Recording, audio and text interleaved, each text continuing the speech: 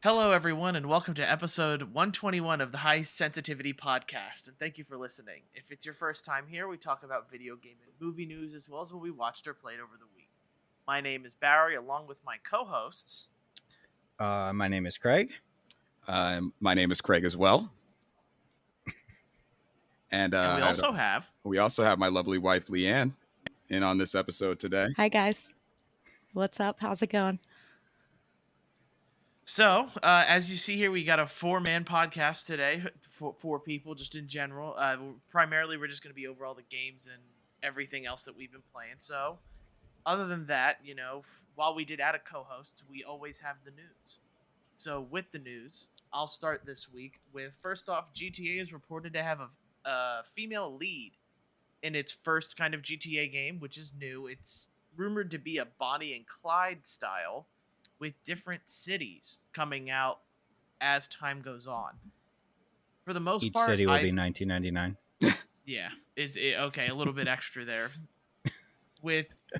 I'm okay with it. I think, as far as I can remember, I didn't even realize. I guess GTA has always had male lead characters, but after GTA 5, apparently Rockstar had been a very quote-unquote frat boy company to work for, where it always been a lot of guys. Girls didn't have a lot of, decision in making decisions with the GTA games.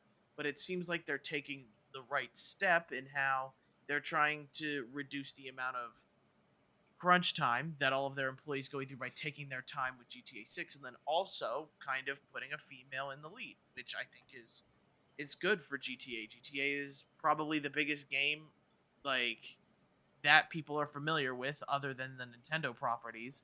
So to do that, I think is cool, and I think Bonnie and Clyde is an interesting era to dive into. I'm all for it, and good for Rockstar for maybe doing something good. We don't really know until we see more. It's just rumors anyway. Yeah, that's a good. Yeah, I also saw that they said it's at least 2 years off was kind of hidden in that report. Yeah.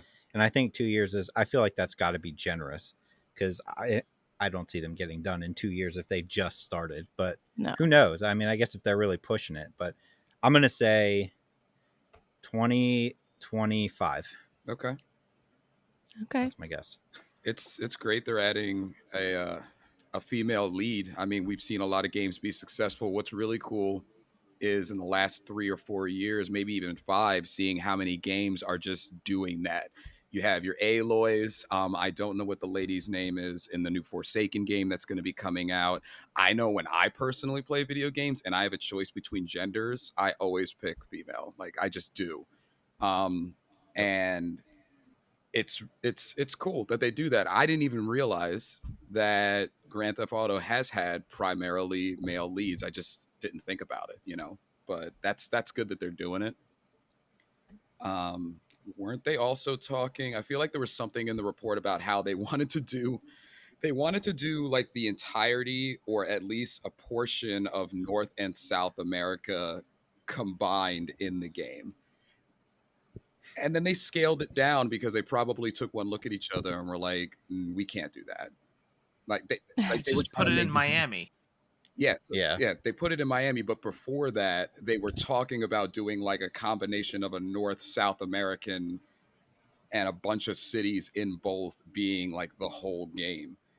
And they did what most people do, is they realized that maybe we can't, or maybe maybe you're biting off more than you can chew, But Yeah. I know I'm excited for it. I mean, I've noticed my whole gaming life that there weren't women in those games. I think it's super important. I think it looks good for the company, especially with all that backlash that they've been getting.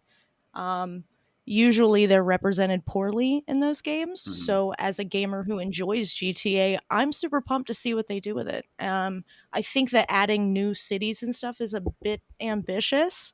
And I hope that doesn't kind of derail them a bit, but I'm pumped. Yeah, have they not always been the go-to for a living, breathing city? Even, I think back in the day, GTA 3, being blown away with that city, and looking at it now, it's not that great. Yeah. Then, like, that was the first open world city, and GTA 5 was an incredibly well done city. I would be worried, like you said, that they go too big and then the cities suffer and it doesn't look as good as it could, or it's not as well thought out. Because they were talking about really working on. I love when gaming, like when they're talking about design and they want to work on interiors being a main focal point. So that way you're not just driving around and there's nothing really to walk into, or not a lot of variety in what you're walking into in terms of buildings, or even something as simple as a parking garage. Like I heard that there's a focus on that too. What you said about Liberty City is funny, because I remember Liberty City for me was not playing Driver anymore. I love the game Driver. I love the game Driver 2. Yep. And then all of a sudden, Grand Theft Auto 3 comes out of nowhere and it's like, hey, do you want to walk around the majority of the time and also drive? So I just thought I had to mention something with that comment. But excited. Yep. They could take their time. Rockstar can take their time. There's enough stuff coming out. Yep. Agreed. Next up is going to be Xbox getting Discord support. Not as much, of course, of a storyline with the rest of it, but really good for Xbox. And it also makes sense with how even when I'm using Game Pass on my PC, I'm on Discord with my friends. Mm-hmm. So I don't even use like the Xbox party system unless like there's times when I'm playing with Craig where like we were playing Escape Academy. It's going to be better and easier to do it through Xbox. But now it's going to be a seamless integration where you should be able to, where you're going to be able to see if somebody's doing it, somebody's talking through Discord or on Xbox game, like Xbox game lobby, and then be able to just join the two together. I think it makes sense considering all of Microsoft's push to PC that we see with Game Pass. I'm just a little bit confused also because I could have swore we had a story a couple weeks ago where, or no, not a couple weeks, months ago, where Sony was apparently doing stuff with Discord too. And apparently this Xbox and Discord like app thing is already out in beta. Like it's already being tested. Where with Sony, I haven't heard a dang thing about it. But I am all for making things easier for people. Like Discord is like probably the most popular like talking app, or just talking application in general for computers.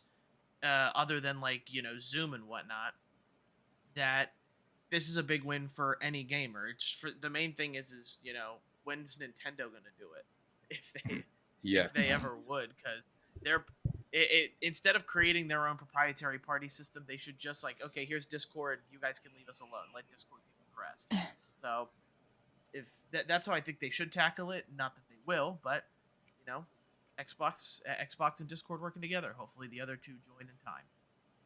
Have you ever peeked at like the free stuff they give away when you have Game Pass?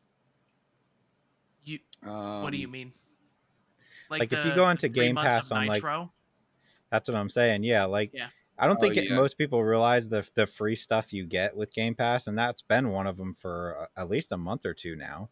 Like I think it's 3 months of Nitro you get for free. Yeah. But yeah, I just feel like that was kind of, maybe that was their way of hinting at it, I guess. But yeah, I'm excited to use Discord. Nintendo does need to follow suit, though. They're too big. They're too big. 10 years from now. They won't do it. They don't need to. Yeah. I'm not wrong. We'll still buy their games. Of course. Yeah. And I'll be forced to use game chat with Splatoon 3 and want to throw my Switch out the window after talking to 6 and 8-year-olds for more than 5 minutes. It's real easy, Bear. You just have to have your phone, pull the app up on your phone while you're on your Switch, plug your headphones into your phone or connect them Bluetooth, and then you're good to go. It's not that hard. Come on. I didn't hear that many steps. I didn't hear many steps there. So yeah. Isn't that what they said when Splatoon 2 came out, when they were trying to explain how to do it? Yeah. It was like... but you don't get game audio at that point. You're just hearing your friends. And how am I supposed to hear the sound of ink splattering close to me and to my left and right and behind me when I'm not listening to game chat? Yep. That's why you play the game. You're not wrong. Yeah. That's why I should just get better at it so I don't have to hear. Probably the only story I care about, if I'm going to be completely honest, is next up. The Nier community gets played by modders. So if you guys haven't heard about this, there about a week ago on the Nier Reddit, there was a random video of somebody opening a door that nobody knew existed in Nier. And what it was, it looked legit. It had assets, assets from the game. You went down a ladder. It was almost like, and I think it's called the ashtray like sequence from Control, Craig, where like you're kind of in this endless corridor type thing. Yep. And I know what you're talking about. You end up at a church where like there are a lot of like used assets from other Nier games. So it looked so legit that people were like, is this an actual thing? Because nobody else was able to get it. But because of Nier's writing style and how Yoko Taro writes, people were like, this madman probably did this on purpose. Because he would be able to put like the code into one game that allows you to do it. So just a few days ago, like it keeps stirring up. There's a lot of excitement building for it because there is this there's like this box that's caged up. It can only be unlocked by a certain character.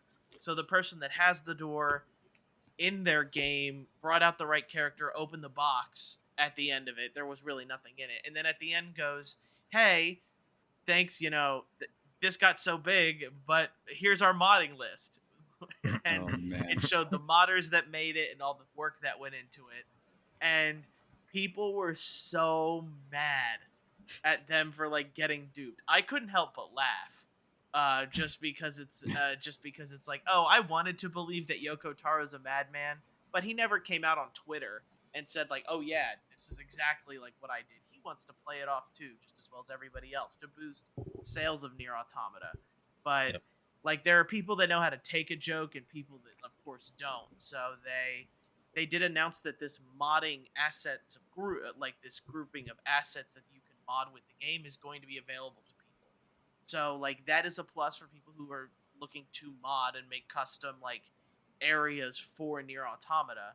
But it's such a weird build-up where it was like people actually believing it happened, people actually believing it was something that was real, and then the big lead-up is, hey, look, sorry guys, we tricked you, haha, download our mod set, kind of thing.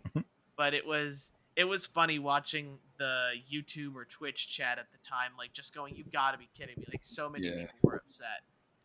And it's just funny to see. It's funny to see people sad. Maybe that's just what I like on the internet. That's the moral of the story.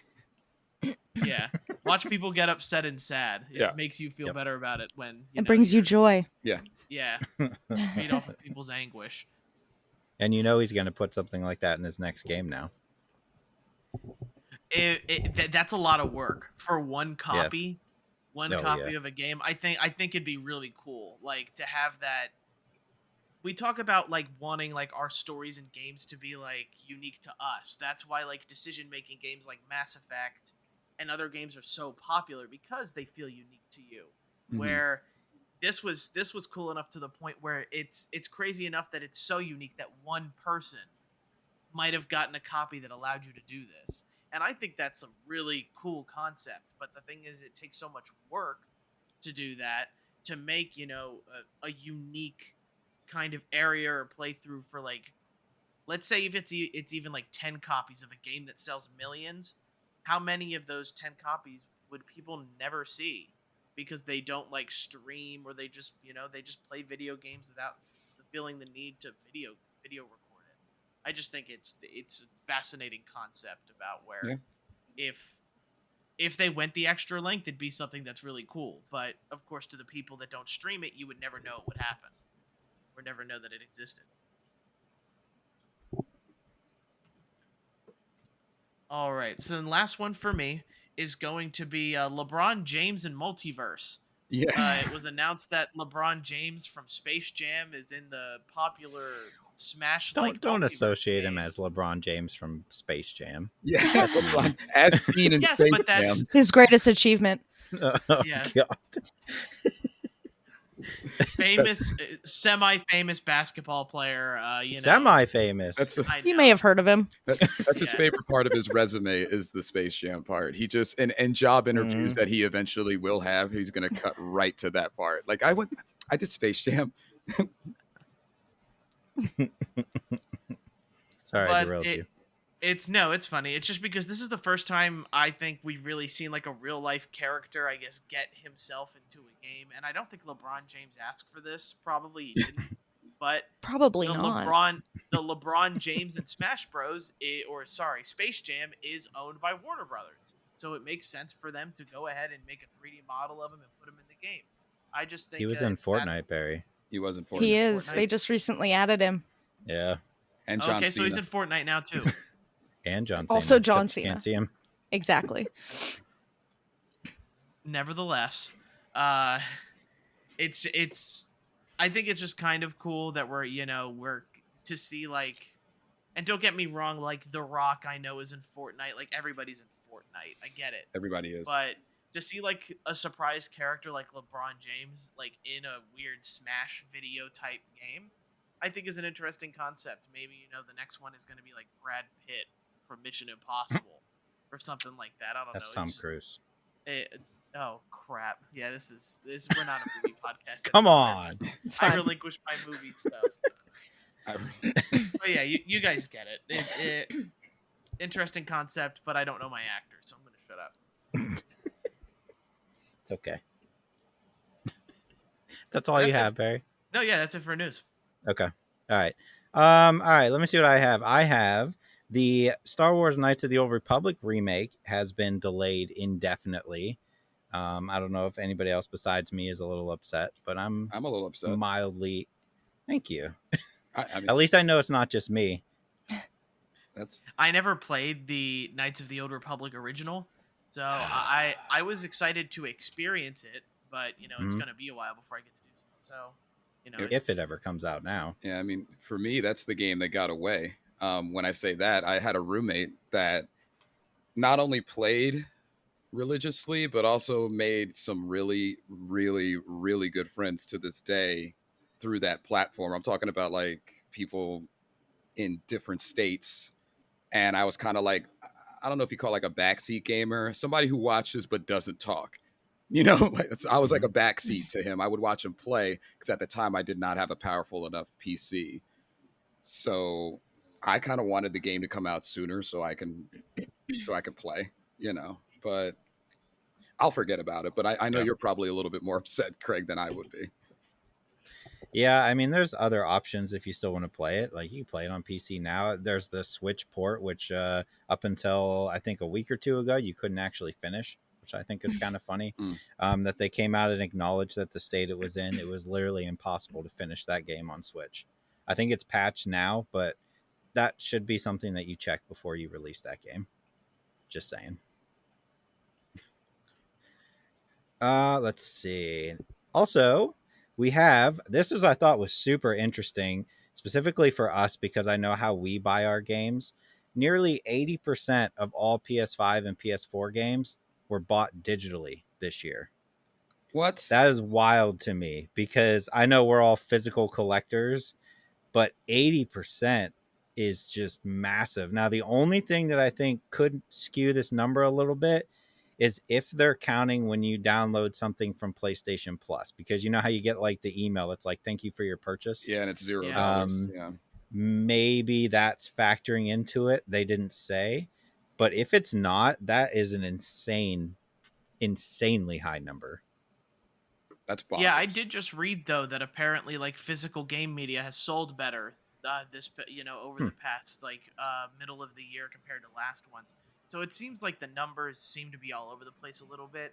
I do think you have a point there, Craig, with like, are they counting stuff like those free games of the month that you always get from Xbox, PlayStation, Steam, and everything like that? Because of course that would skew the numbers, especially if 5 million PS5s all have PlayStation Plus, and half of those people download the game. Yeah, of course you're going to get 2.5 million downloads out of it. So it is a number that I think can be easily skewed.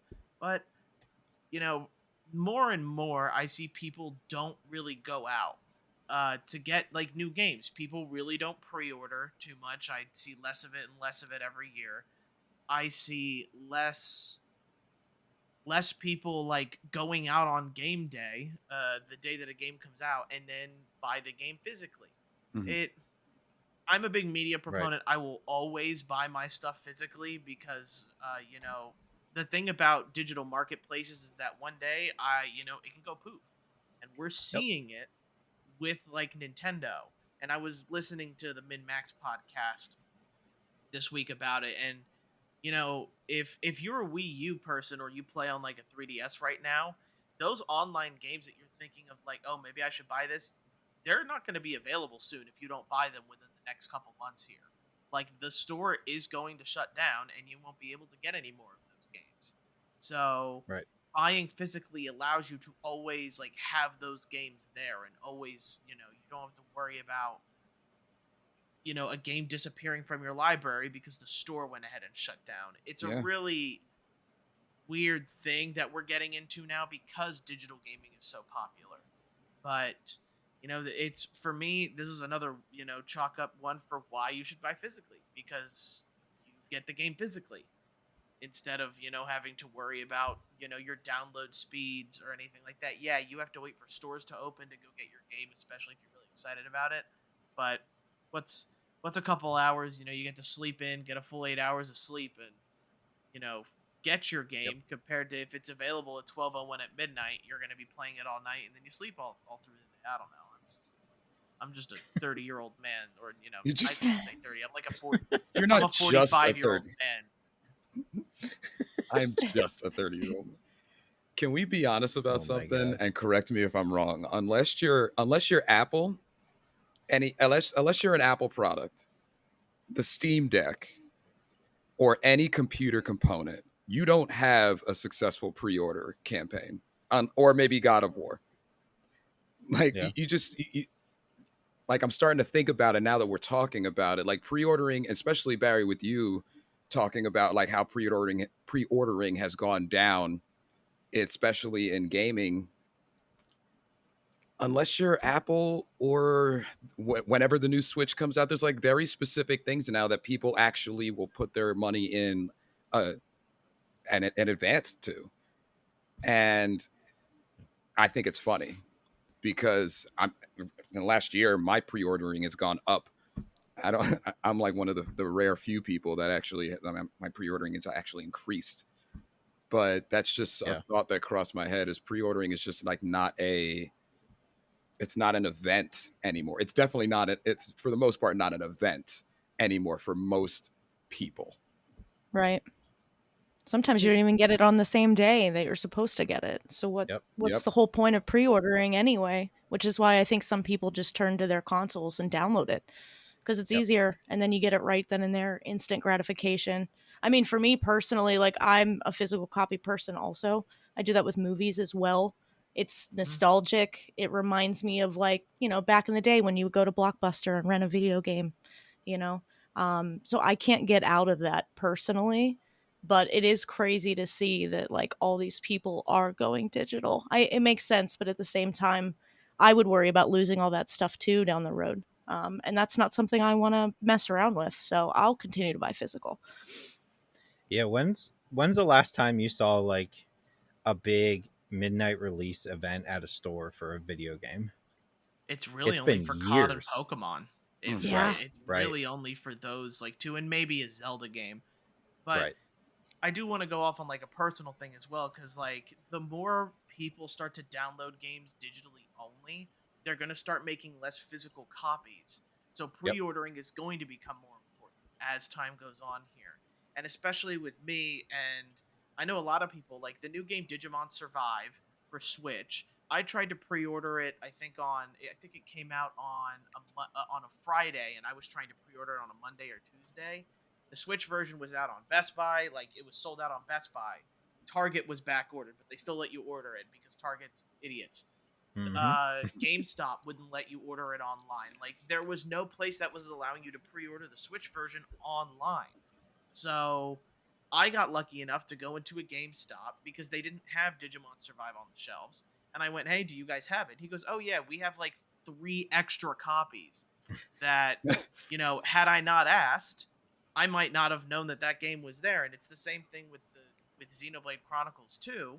There wasn't a lot of physical copies I see in store. It's very small, but that's because people are continuing to buy these games digitally, where the physical copies are becoming more and more scarce. We kind of all grew up in an area where there was at least 200 copies of your of COD at your local GameStop or Walmart, so you never had to worry about it. But things are now starting to decline where, you know, if you don't pre-order something, and like, I get it, probably Pokemon, Call of Duty, Legend of Zelda, those physical copies aren't going anywhere. You're still going to get a ton of them. But for niche games like, you know, Digimon Survive, like a game that a lot of like people are excited for, if you want a physical copy, you may be out of luck if you don't pre-order it, you know, 2 months or Balan Wonderland. Yes. Or Balan Wonderland. But you did say there's tons of them. And there's still copies of those around. You did. You thought that was going to be a exclusive hard one to find, and it was not. I would still close to my chest. I would say, me personally, like, I still buy physical versions of games every time, but I can't tell you the last time I actually went into a store to pick one up. Like, I always just get it delivered right to my house. Yeah. And even with like Amazon, super simple, right? Some other companies, and I won't name names, you are kind of rolling the dice whether you're going to get it on release date or not. So you are kind of playing that game there. But as far as like movies go, I was like the biggest supporter of physical movies, and my movie buying has like 100% completely stopped. I don't remember the last time I bought a movie on like 4K Blu-ray or Blu-ray anything. It's been months. And that's just because every streaming service, there's so many of them, it's gonna be on one of them. Exactly. At, you know, like probably the day it comes out, that I just haven't felt the need. Like, I was buying every Marvel movie, I'm just not anymore, because I'm like, well, it's on Disney Plus, so that's not going anywhere, at least for a while. What I'll usually end up doing then is, like, when Black Friday rolls around, that's my time to be like, all right, which ones do I really want? Because I can get them all for like $5 or $10 a piece. But the need for me to go into a store on a Tuesday and buy Doctor Strange just isn't there for me anymore. Did you guys see that Harry Potter's being taken off of streaming platforms? Yeah. I do have all those. How dare they? Yeah. I don't know. It's such a strange thing for me, because you'd think like Harry Potter's being streamed constantly 24/7 by literally everybody on the planet. But to pull them is such a strange thing. I didn't see why. Maybe Craig, you know, you might have seen why or something. Probably J.K. Rowling said something cancelable. But they'll probably do some sort of re-release or some sort of special edition, or I mean, I feel like they've done this once before HBO Max came out. Yeah. So who knows? Yeah. Also, on a side note, please tell me it's not just me, but there have literally been times where I've been with my family and we're like, hey, we want to watch a certain movie, right?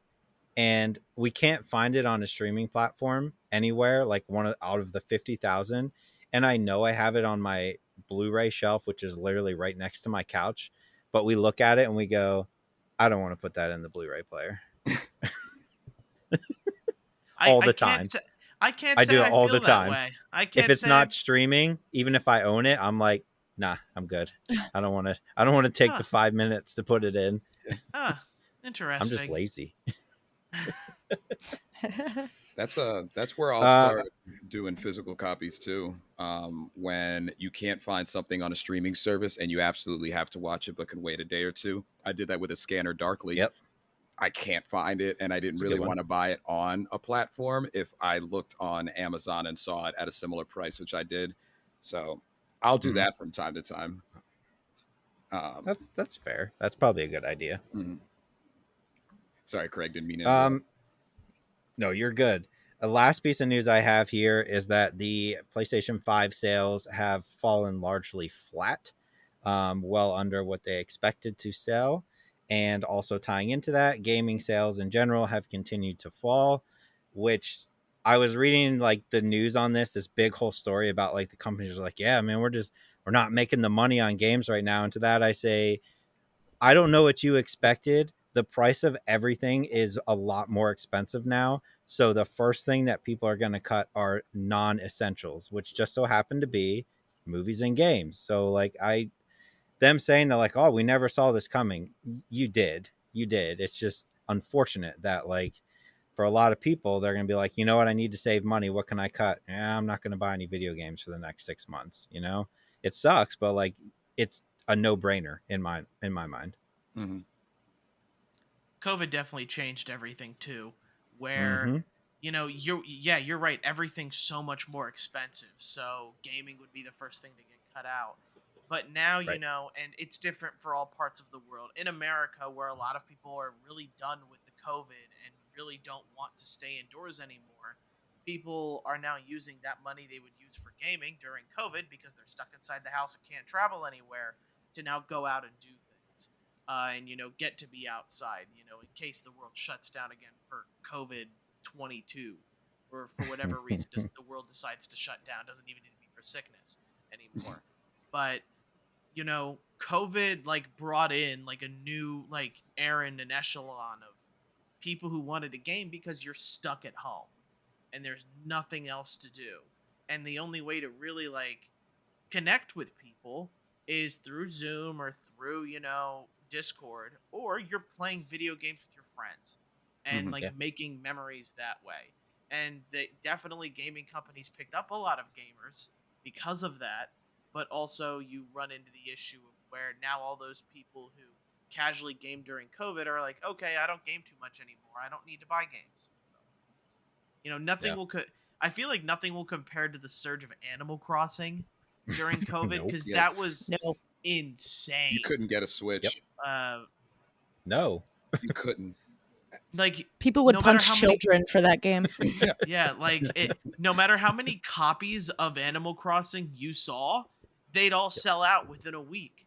It was utterly crazy, and I truly don't think I'll ever see something like that again in my life, because no matter how popular God of War is, or no matter how popular Pokemon is, like Animal Crossing and COVID were like just this perfect storm dynamic of duo. People who were getting into gaming, that it ended up selling like literal hotcakes, or it ended up selling like next gen consoles, except you had hundreds of them instead of 10. Yeah, I think I've seen a rise in like something like a Facebook Marketplace with people selling Switches now. They're like, I don't play this anymore. So I don't know if that has to do with the people who bought it for Animal Crossing and 2-3 years later are done with it now. But I think any game that would have came out at that exact time that had a easy to get into appeal would have taken off like that. It just so happened to be Animal Crossing. If it would have been Breath of the Wild, I think we would have saw the same thing. But maybe not. Maybe that's a little bit harder to get into. I'm trying to think of something else. Pokemon, maybe? If a Pokemon dropped right before COVID? That's a good one. I don't know. I know a game like, I know we're going to talk about it later, but a game like Stray is easy enough to get into, where a lot of people picked that up during COVID, and probably it would have seen a huge spike in sales. Yeah. I don't know how easy I can say Animal Crossing is, because like during COVID, I tried to teach my mom how to play Animal Crossing because she wanted to play it. Because as for her as a teacher, she couldn't, she's not teaching in classrooms, she's teaching online via computer. So she wanted a way to get away from doing the classroom stuff and always being stuck at home to kind of your own tropical island simulator in Animal Crossing. And let me tell you, trying to break down those controls was really hard. It is difficult to explain to somebody how there are, you have 4 shoulder buttons, 4 face buttons, 2 thumbsticks, and 4 more buttons below those thumbsticks, and they all have different functions. It's really hard to explain it. Where, I have a feeling that a lot of people thought Animal Crossing would be like that, or people get the concept, but it took a while for my mom to get used to playing Animal Crossing, because it was the first video game she ever played or attempted to get into. Yeah. That's all I have. All right. So Leanne and I can tag team this one. We watched Annapurna Interactive had a showcase. This is the second summer that they've done it in a row, where they basically are doing their own look what we're making, look who we have acquired, look at the faces and the production of games and such like that. So we took a peek. It was like a 24-minute showcase. Yeah. Just like any other showcase that you would see. But the difference with Annapurna, which is why we want to talk about it, is there was a combination. They did their games, but they also did a combination of like their studios as well. Like there were a couple of times where I wasn't sure if they were announcing a game or just showing their studio, because the studios that Annapurna has also have really interesting, quirky names, some of them as well. Mm-hmm. But I mean, it's very interesting to see them come from like what happened to Edith Finch to where they are now, where they have the ability to actually do a 24-minute showcase about everything they're doing. Now, some of the games, I mean, Leanne will tell you as well, some of the games were kind of like, they were all, like almost all of them were very colorful. They're beautiful. All of them. Visually beautiful. They grab your attention almost immediately. Some of the content, maybe not for me, still looks like a really good game. I don't know, something about Annapurna just screams quality over quantity. And I really, really like that about them. Annapurna also, obviously we'll talk about Stray later. But I was going to bring up something about them as well, just as a company in general. But yeah, I mean, some of those games, beautiful. Some of them I know we wrote down because we wanted to keep an eye out for them. Yeah. Some of them were just talking to the small studios, talking about how they've come up with these ideas, their influences, a little bit about how they came together. And a lot of times when we see these showcases, they don't do that. It's a preview or gameplay, and then they move on to the next thing. So I thought that was really cool. Yeah, they went all over the map. They would go Chicago, and then they showed these two guys and how they got together to create the game that they're eventually going to put out. And then they went to another team of like 13 people. It was all really small studios. They interviewed these three gentlemen who are making a game called Cardboard Computer, or unless that's the name of their studio, because I had that problem, like I said earlier, is it a game or a studio? And it was really interesting seeing the three of them talk about their contributions to the gaming world. Now, Barry, while Leanne and I were watching this, one game made me think. The first game. It's called Thirsty Suitors. Write it down. Amazing. You're going to get it. You're gonna want this. If I already like put it up and then that's literally the first thing on IGN's like, whoops. So get this. It's a combination of a coming of age action RPG with taste. It has a Catherine Full Body vibe. It's got a Scott Pilgrim versus the World vibe, because you literally fight ex-boyfriends in the game. But the battles, I got a ton of those.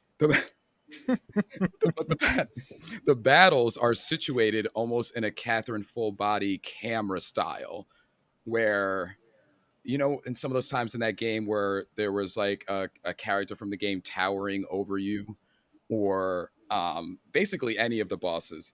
But that combination, there's also another game I wrote down, Catherine Thirsty Suitors. Yeah, I think it's. I see some Tony skateboarding Hawk in here too. There's Yeah, Tony that's what I was Hawk. saying. It was Tony Hawk. Skateboarding as well. Yeah, and it was a lot. It was a lot. It was a very interesting. Like in the trailer, she's fighting her ex-boyfriend, and one of the super moves that she used in order to at least incapacitate him to beat him was calling his mom to berate him. And his mom comes in and as this huge figure and just flattens him. And then that's how you like won the battle.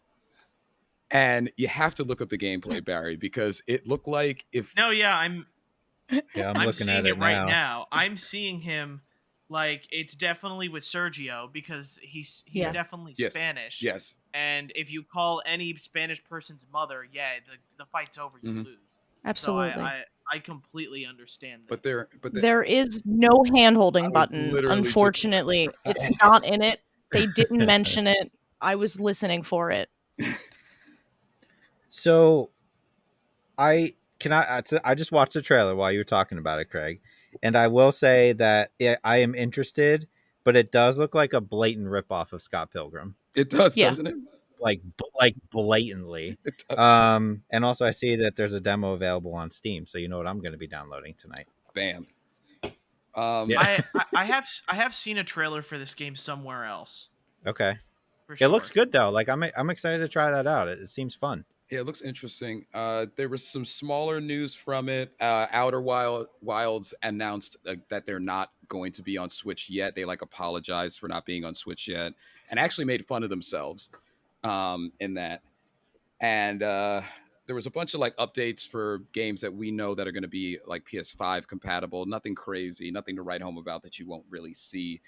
The other game that really pulled us aside, I guess, in terms of visual and what the concept was The Lost Wild. The Lost Wild, the dinosaur one. The Lost Wild looks like it looks like Alien Isolation, but with dinosaurs. Because there's a hectic scene where they were running from a couple of raptors, and I only say Alien Isolation because of the running from an impossible evil. The suspense. Okay. And we haven't had a dinosaur game not equip you with guns, but had you try to survive against dinosaurs. And in the sequence, the person was running towards the gate, trying to get the gate open, and they had to open a flare in order to keep what looked like raptors. I forget how large they were, but what looked like raptors at bay. We just haven't had pull a Jeff Goldblum. Yeah. Right. Yes. But we haven't really had it we haven't had a dinosaur game like that. It's either Jurassic Park, build your own park, or it's guns and dinosaurs. It's not even that much dinosaurs anymore. Leanne and I were talking about this when we were watching it. They don't really have dinosaur heavy games anymore. There's not even Turok or Dino Crisis. Thank you. Isn't the new one as well Exoprimal?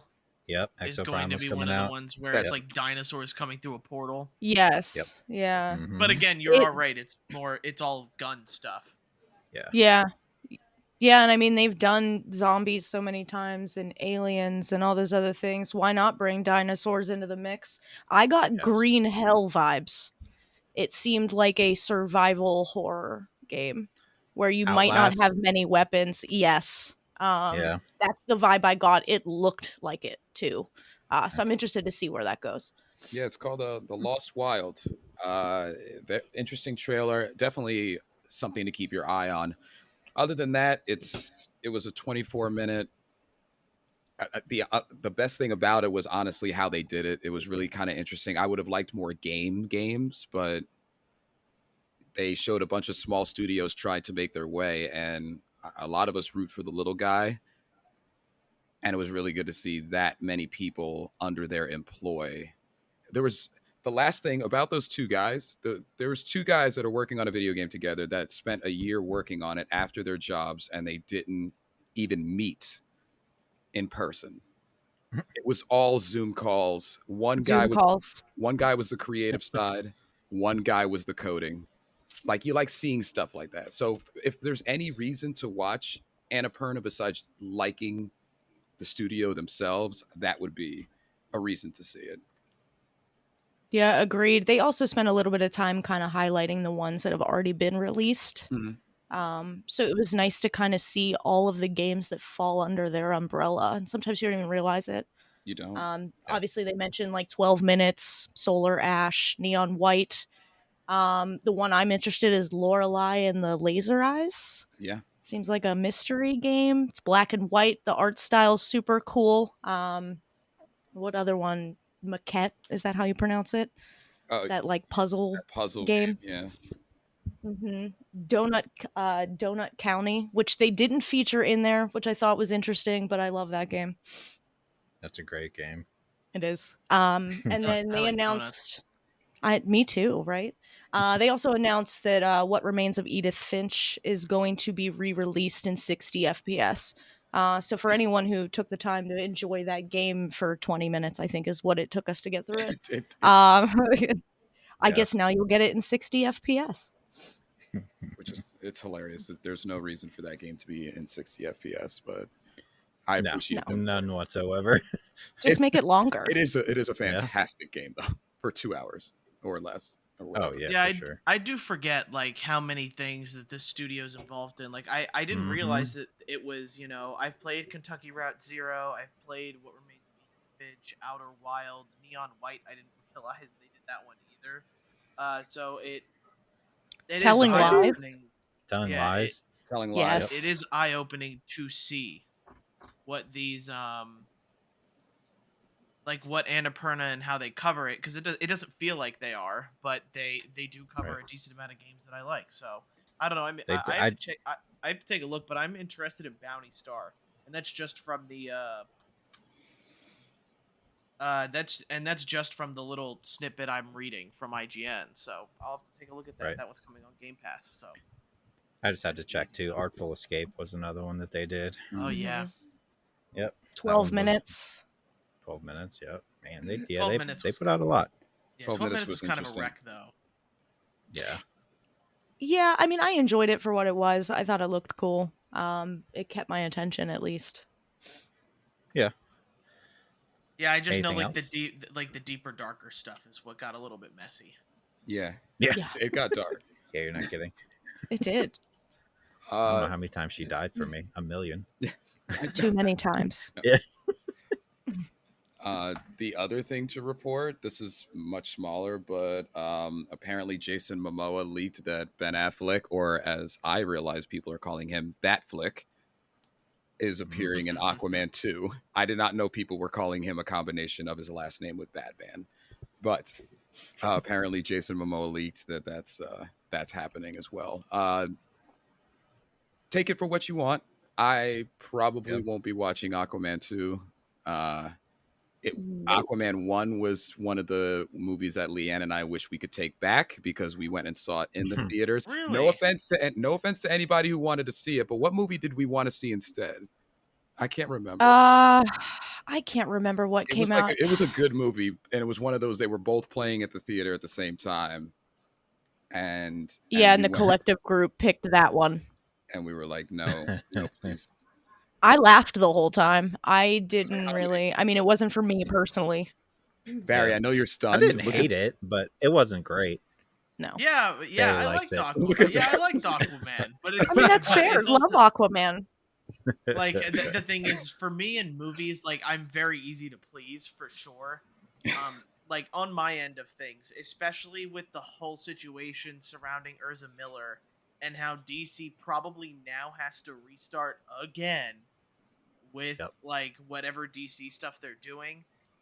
Like I loved Robert Pattinson's The Batman. I've watched that movie probably at least 6 times since it's come out, and I love it every time I watch it. It is really a really good Batman. But I do think like Batfleck like is probably a better Batman for what DC is trying to build. So if Ben Affleck is willing to like continue playing Batman, I'm all for it. He should continue doing it. I don't think he's a bad Batman per se. I know a lot of people had issues with what, you know, Zack Snyder's not Justice League cut or not the Zack Snyder cut. Like people had issues with how that went over with like Batman and how he used Batman. But I don't know. I think he's a good Batman for what DC is trying to build as their universe, and then just leave Robert Pattinson out of that universe because I loved that like dark gritty sort of Batman that we got from him. So Barry, are you saying that Robert Pattinson is in the twilight of his Batman career? Is that what you're saying? All right, we're done. Bye, everybody. I'm so sorry he's here. Yeah, guys, I think we have to end the podcast here. This is the twilight of the podcast. Stop. Get out. Never getting any better than this. No. Oh my God. You guys don't realize how proud of myself I am right now. I know the 3 of you aren't. And I don't think you realize like how much I just wish I could just not. I wish I could just take back those 5 seconds. So the games we played this week. Yes, great transition. Great segue. I'm going to pretend like that didn't exist at all. I'm just That's going to go fair. right into games. I don't know what you guys are talking about. All right, so games we played this week. The major one that we're all going to talk about. Of course, I also played Stray. I think everybody has that on their list. Yep. I played. I have to make sure I say this right. Live Alive. Yep, I get that confused all the time. It's Live Alive. Live Alive. Live a Live. I don't know. Listen, don't make me pull out the cartridge, Barry. Look, the only reason I'm saying that is because every other gaming podcast I've listened to has called it Live Alive. It's Live. Yeah, it is. You're right. Live Alive. All right. Also, Xenoblade Chronicles 3. Yes. And something that will also be very high on the list of top 10 at the end of the year, a bus simulator. Yeah. How about you guys? I'll be focusing primarily on Xenoblade Chronicles 3 as well, because that's where I put a lot of my play. Of course, Stray is the reason why we all exist. And then barring time, I also played Witchwood, which was on my I wanted to play list for a long time, so I could talk about that briefly. It's not a long game or a complicated game, so it's an easy 5 minutes. Interesting. Okay. For me, is going to be, of course, Xenoblade Chronicles 3 and Stray, as we've all mentioned. I played Digimon Survive, and on stream, I finished Bayonetta, the first one. Nice. As I get ready for the next one. So, for the sake of what's probably the oldest game that everybody is that we need to get through, it's probably Bayonetta. And so I'll go first, but I don't have much to say about it. This game probably definitely missed me in my time of playing it, just because I played Bayonetta and I loved it.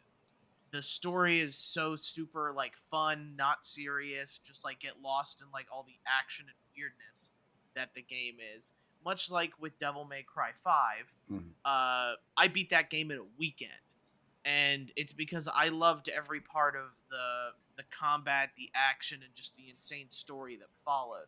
And I think Bayonetta is really the same kind of game, where it's kind of a bombastic story, weird. Yes, Bayonetta is really over-sexualized, but they play it deadpan to a point, where I don't think they're trying to disrespect anybody. I just think they're just trying, that's the type of style this game is going for. So, Bayonetta, she's stylish, she's confident, she's funny without really even trying to be. I'm so excited to play Bayonetta 2 and Bayonetta 3 as well. It's definitely we started the ball rolling for me in Bayonetta, and I just don't see it stopping soon. Really the only problem I have with the game is on normal, I feel like I'm bad at it, and on easy, it's too easy. So I haven't played a lot of these types of games where it's, you're not technically supposed to be button mashing. You're supposed to be doing combos, getting high scores, and getting, in this game, what is statues or medals for how well you do in a fight. And where I'm new to these games, I don't play them very well. I'm dying four times every chapter, which is a lot for this game. But then on easy, I'm just hammering bosses down without issue. So take in mind, if you want to enjoy the story, which the story's really weird and all over the place, but it's at least, I think, comprehensible. You can play it on easy. If you're looking for something that's a little bit harder to play, maybe you get the combat and the moves and the dodging more than I would, you would probably play it on normal and not have as bad of a time. But for me, I was reaching the end chapters, and I was I'm really getting my butt kicked on every boss battle. I was dying 4 or 5 times because you have to learn everything. I think that's something hopefully I get better at as I continue these games. But Bayonetta, get good. Yeah, get good. Yeah. Bayonetta, I definitely suggest. Really fun game. I found it difficult. What about you, Leanne? We didn't say what you played this week. Oh, yeah. So for me, obviously, I'm here to talk about Stray. Yep. I think I've waited 2 years for this moment. I'm also here for this bus simulator action. Now you have my attention. Yes. Okay. Do we want to do Stray?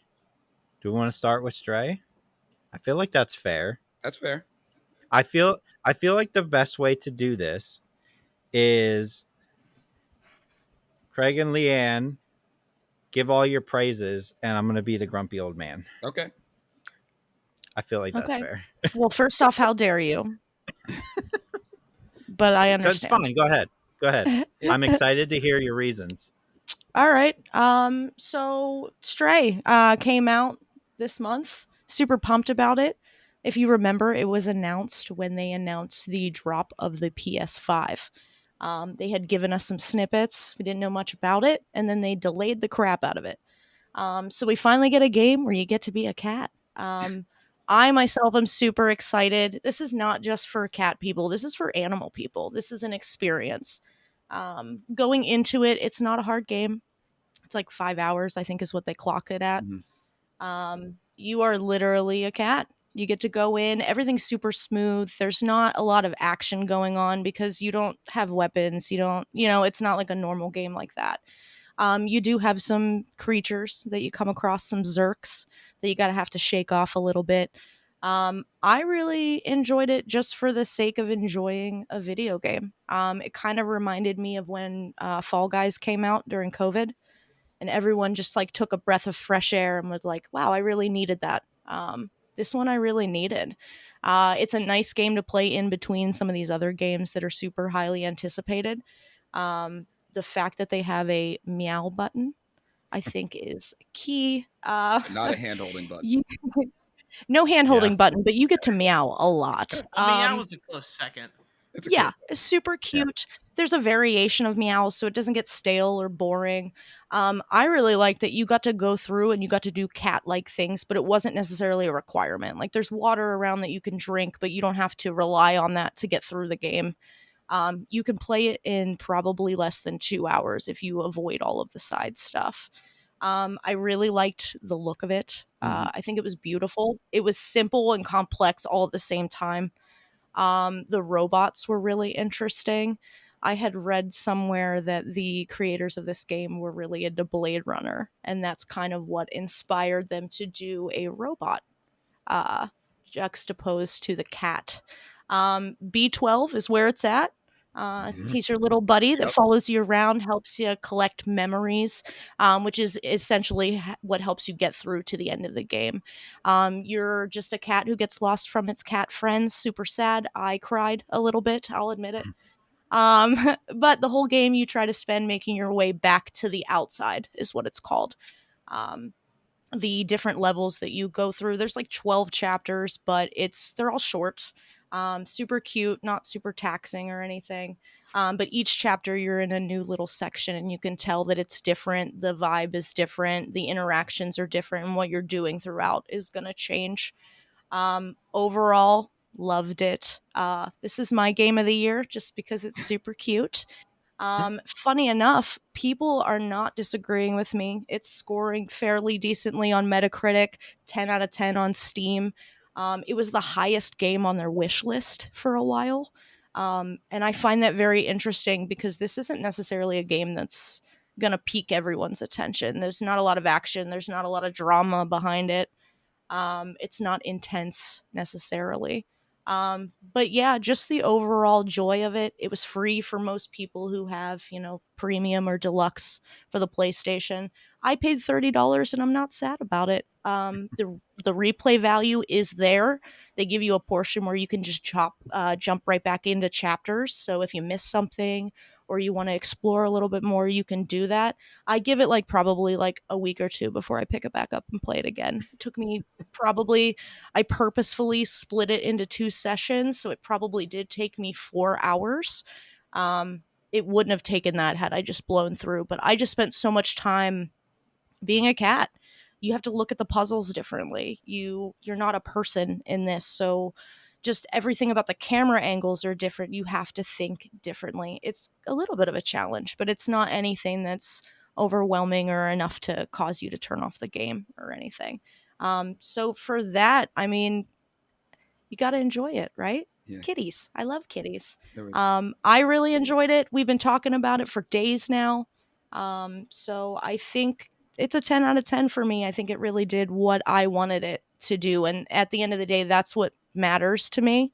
And the fact that it comes from, a company that's kind of up and coming. Annapurna actually picked up this game before Annapurna was a thing. So I thought that was interesting as well. We just listed a bunch of games that they're responsible for. So for this one to be somewhat of a hit is not super surprising to me personally. But it's nice that we're reaching out to people who, I'm a more casual gamer than you guys are. I'm probably one of 5 people in the world that did not buy Elden Ring. I will never play that game. Dark Souls, Craig that, almost wasn't. Craig was almost one of the 5. Yeah, but I do own it now. I like the concept of it, but the whole concept of frustrating yourself to quitting is just not for me. Like, I just really want to enjoy something, and that's why I got to recommend this game to whoever hasn't tried it yet. Just to give it a go. You can put it down, pick it up weeks from now. It doesn't matter. It's not a heavy story by any means, but yeah, Stray. Yeah, definitely a great game.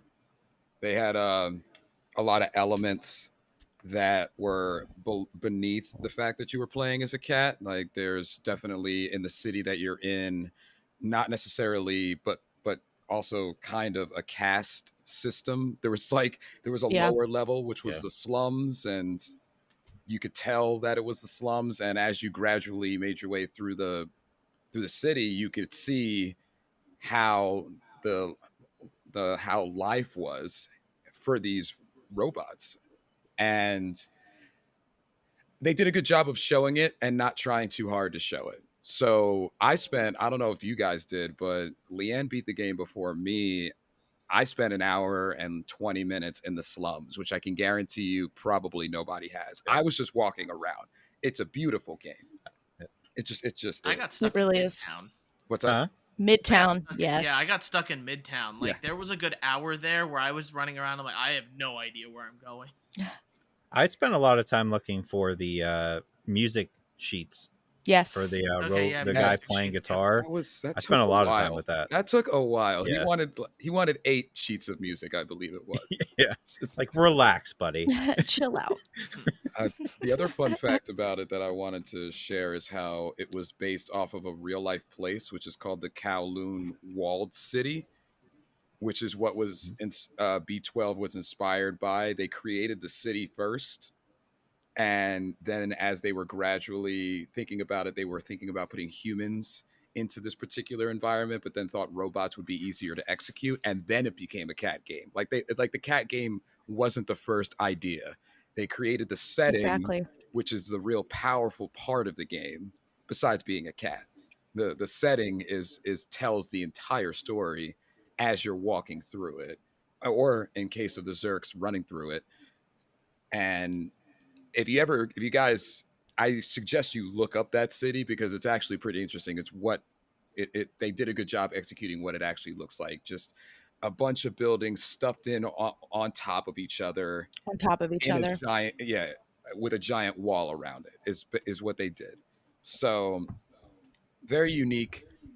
I'm not going to start Craig's argument, but I'm just going to very quickly say, speaking of quick, I could have used another hour or two. Sure. I fell for the. I could agree with that. Yeah, I fell for the characters, even though nobody stayed with you long enough to be an integral, full part of the story. A couple of people were integral parts of it, but I don't know. I got sad every time you left a robot that you've been talking to for like an hour. It's like I helped them, and now they're helping me. And I'm not going to see them again, and you guys know what I'm talking about there. And then the last thing I'm going to say about it is I see how they left themselves up for a sequel without spoiling anything, but the ending kind of just hit you in the face out of nowhere. You were like, oh, okay. I did it. I did it. Cat's okay. Yeah, it was a little abrupt. Mm-hmm. Barry. So before we get too far, I'm going to try something here. Oh no. Here we are. All right. What is he doing? That's not a cat. That's a dog. That's a dog. Blue, how upset are you that there's no stray dog game? They put dogs in everything. He looks pretty sad. Perfect. Yeah. There's. I think the dog is upset because there's no game where Blue feels represented in. Okay. There's Airbud. but that's a movie, And specifically golden retrievers, and not him. But overall, from like my portion of things is where I liked Stray. I can say that like I usually don't play this type of game because it is something and my camera's not focusing, and I'll fix it here in a minute.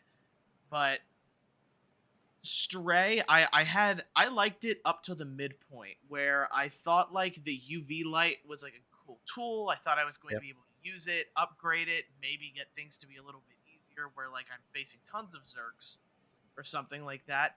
But then they take it away and force these stealth sections in which for me that was kind of my lower point of the game where the stealth sections kind of feel like it's like they're kind of I'm trying to put this in a way that I think is not too hard on the game because you're just a cat, like you're not meant to be able to fight off tons of different people, but I just feel like in the stealth section where if I was able to use my ability maybe more as a cat where like like you can like jump suddenly to a next spot or something like that, but or a scratch instead, or or like something. a distract or something where they come in and do it, that might have added a bit more like gameplay to the stealth. But for the most part with the stealth part, you're just like, okay, there's a robot here and a robot here, I need to jump, okay, I've skipped that robot now. Or to the point where, you know, if you get spotted by one of these robots, it's not guaranteed that these lasers hit you. So, you know, you run past them and then get behind a corner and hopefully the laser doesn't hit you, kind of thing. So, like, the stealth section I really wasn't that happy about. I really wish we just expanded more on, like, the UV ultralight portion of things, because I kind of liked getting them, like, grouped up all in kind of like a Nazi zombies sort of fashion, and then, you know, using my light, taking some out, pulling it back, running around, using my light, taking some out. Like, I had a lot more fun with that than I did with the stealth portion of the game. I thought the ending did hit a note that it was supposed to hit. I did, like, I was like, you know, I was like, oh, the ending is, it's, this game, I guess I kind of expected an ending like this, I guess. I've played enough video games where I feel jaded by some of these endings at this point. But it hit the note. It's, you know, it struck an emotional chord with me where it pulled the emotion that they were looking for out of it.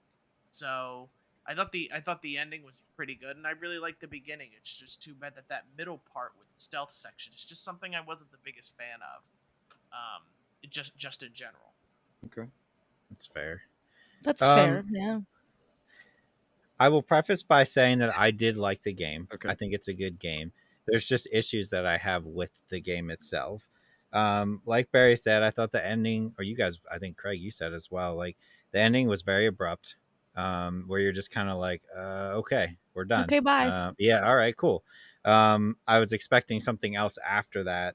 Not like a big like boss battle or anything. That's not something you want in a game like this, but maybe like another section or something. I feel like the jump mechanic is a little clunky. At least it was for me. I mean, not having a dedicated jump button, but like getting close to a ledge and the X appearing and you're hitting X is fine. I just felt like at times it was a little iffy for me. And I think the story is good. I enjoyed the robots. I think they all had a good amount of depth to them. They were all different. I felt really bad for the guy who was like wiping the ground, and then you scare the guys throwing the paint and the paint falls on top of him. I felt really bad. I'm like, oh man. And then he's just there the whole like just the rest of the time trying to clean up paint. I'm like, oh man, I feel like such a jerk. But that's what cats are, right? Like I enjoyed going up on ledges and knocking stuff off. That's hilarious. That never gets old. That does not. The nice touch of like when you find an area where when you interact with it, the cat will curl up and then the purring comes through the controller. Fantastic. Yes. Like that's great. So yeah, it's not like I hated the game. I thought that it could have been done a little bit better, a little bit longer. That stealth section to me was terrible. I just was not happy with that at all. I was like, run over here, jump in a box. then run again. I don't know. They could have done something else besides the stealth section. And I will say this, and I'm gonna have to like put a picture up on like Instagram or something. But I petition to you, I'll try and hold this up to the camera, that Final Fantasy VII Remake has better looking cats than Stray does. I'm just gonna throw that out there, that I think they were done better in Final Fantasy VII Remake. Not that this cat looks bad. I just think it could have looked better as your main character. I thought it was okay. But overall, I think for me, like I'm looking at it as like a solid 8 out of 10. I think they did a very good job. I just think it needs cleaned up a little bit. So it's not like I totally hated the game. I just feel like deep down, I feel like people are praising it strictly because it is a cat game. When you like, if you take a step back and look at it, this game is literally fetch quests for 95% of the game. It is. Go pick this up and bring it back to me. Go find this and bring it back to me. And then you can go on to the next section. And a lot of it was fun, but like some of it, I was like, you go through like the first slums area and you're helping a million people. And then you go to the next section. You're like, oh my God, I'm just finding more stuff and taking it back to people. But in their defense, like, I don't know how much you can do with a game with a cat as the main character, right? Like that's tough. Yeah. But yeah, I personally feel like because it is a cat game and we don't have those type of games, it's getting bumped up higher than it should be, in my opinion. I would think that's a fair assessment. I guess something like based off of what you were saying about like the fetch quest aspect, I think that's why I'm not knocking the length of the game. Yeah. Yeah. I think that at max, this game maybe could have gone 10 hours. And then after that, you're done. You're done fetching stuff. You're done doing the small, simple puzzles. So that's like why I didn't dogs, care. Am I right? Exactly. Exactly. Well, we're not here to do that. Yeah. We know that. Sorry, Barry. No, but yeah, I definitely agree. I'm not against cats. Let me make that clear on the podcast. You better make that clear on the podcast. We all love animals here. Yeah. I really want to just start an internet argument about if the cats in Final Fantasy VII look better than the cat in Stray. So I wish they gave you like a customization option, or like, because like he was pretty boring. He was pretty boring for being just like an orange tabby. His face, there were certain spots where like his face was a little strange to me. But I mean, it is what it is. I got what I wanted out of it, so I was happy with that. But I don't think it would have done well if it was longer. Probably not. You're probably right. They nailed the entire setting though.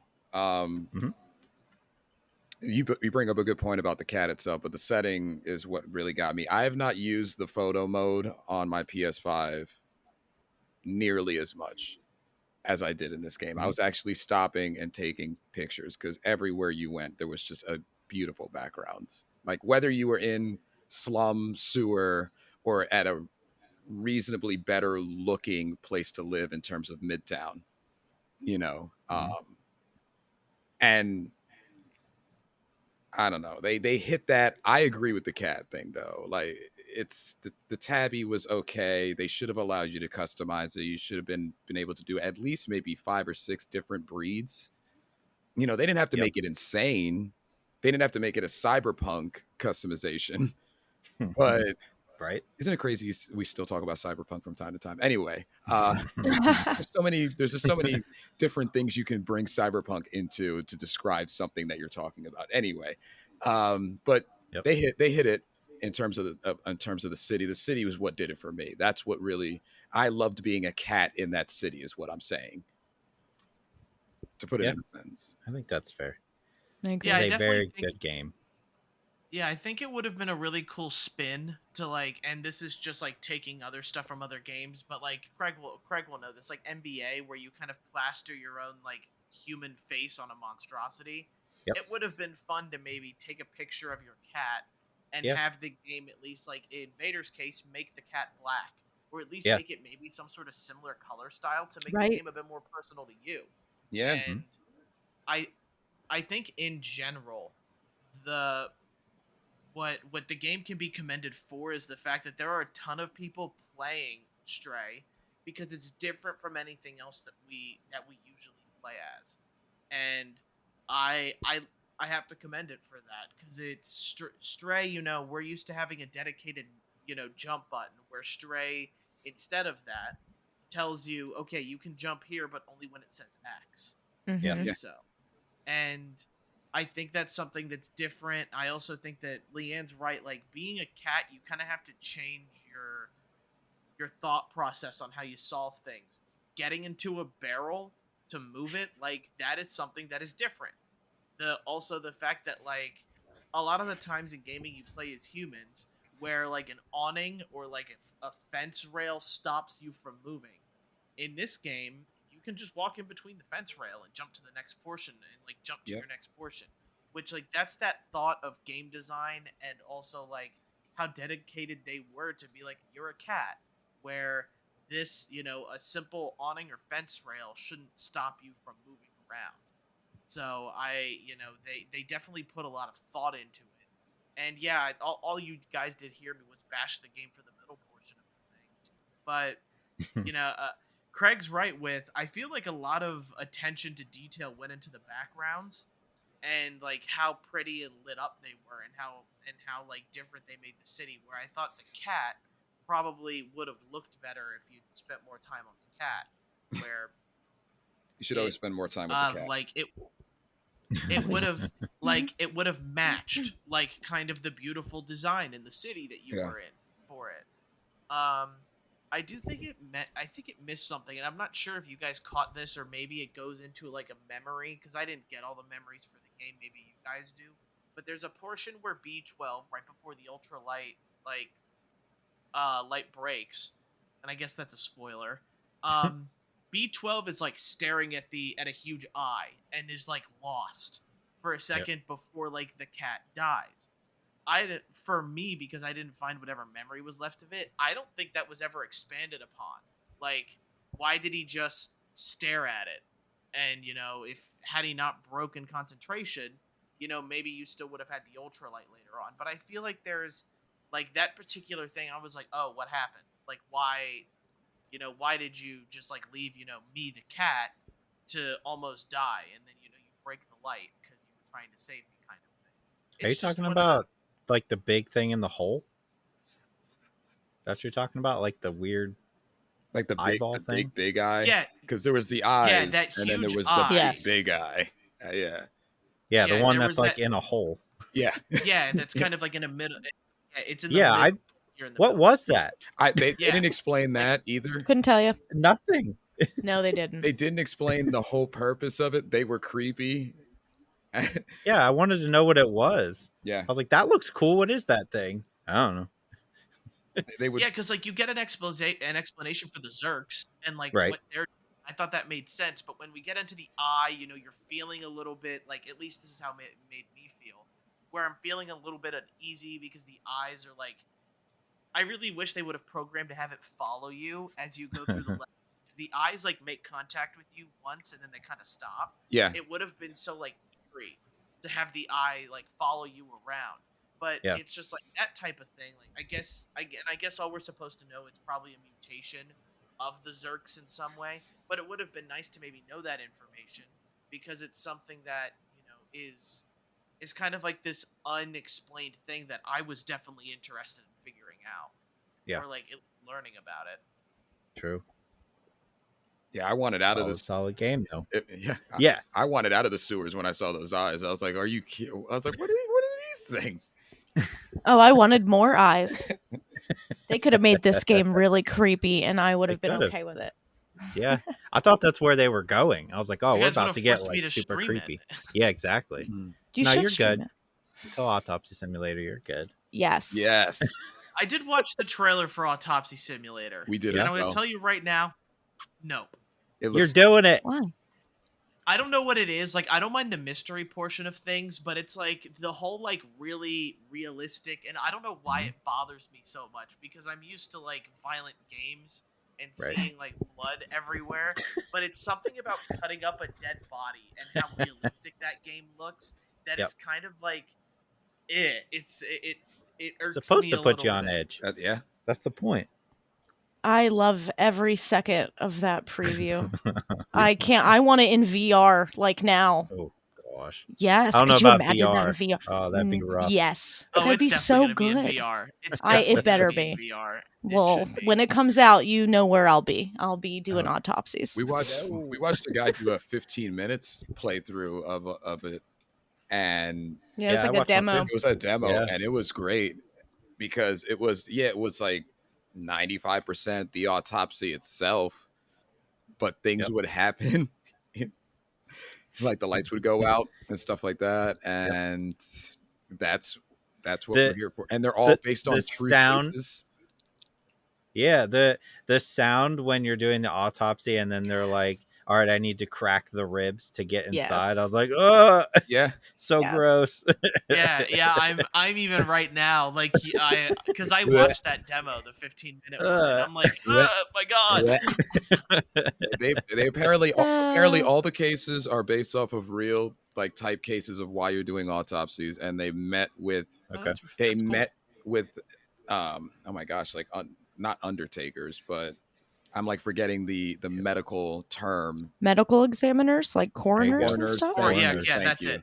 They met with coroners to make sure that they were as accurate as possible in the sounds, placement, and just everything about the body in that part, ready. which is why Barry needs to stream it, because look at that. This is going to be the game that gets me to pay for Steam. This would be the one. It is. Yep. And this is going to be the baby part from Resident Evil 8, from Village for Barry. It's just going to be repetitive. And I can't stop thinking about that either. I know you can't. There's nothing like that. Just mentally prepare yourself now. You have like a couple months to get ready for it, and you'll be good. Why? I don't even know why I bother with you guys. You guys just like to see me suffer. It's so great.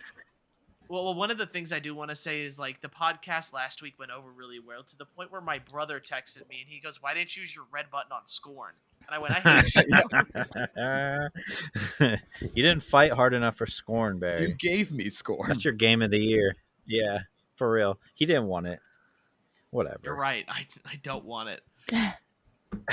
I think before we do Xenoblade, I can do Live Alive. Did I say it right, Barry?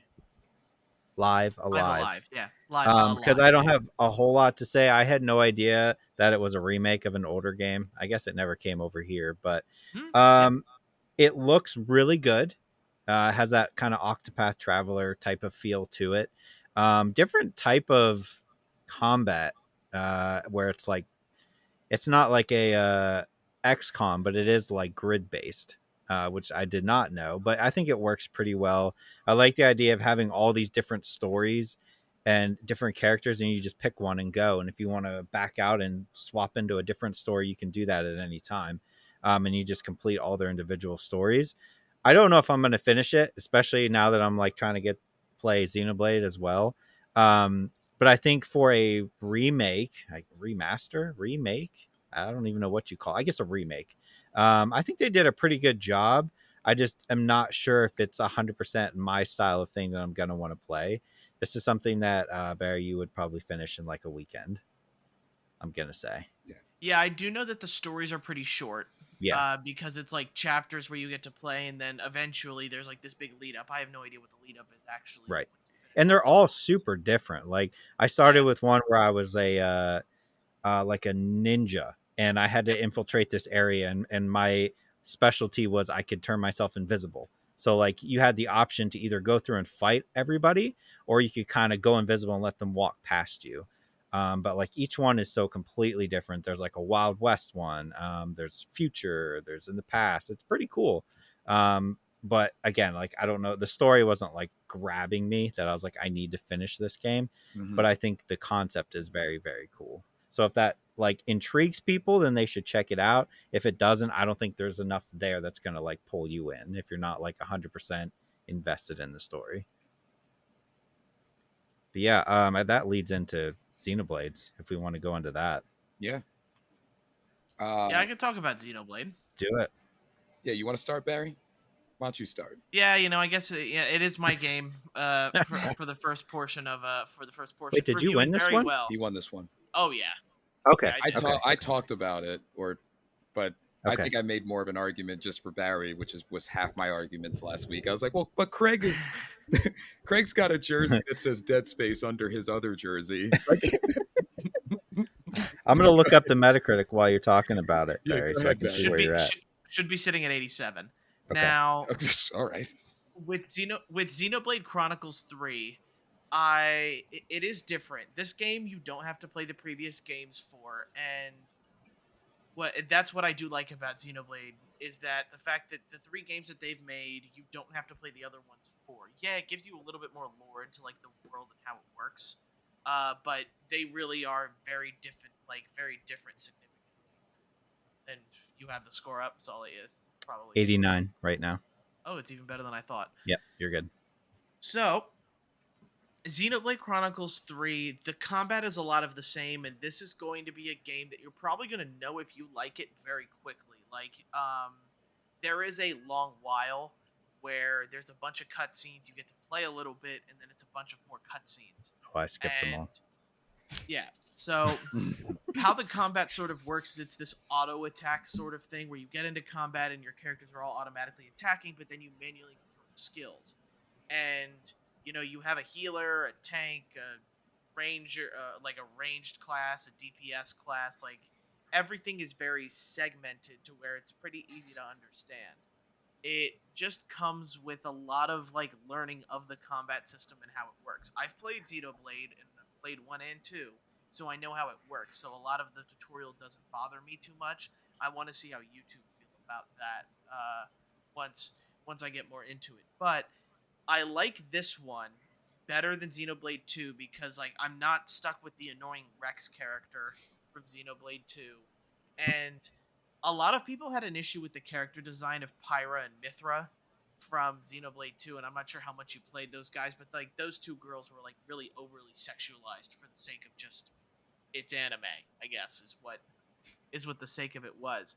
Where this one definitely tends to take itself more seriously. Mm-hmm.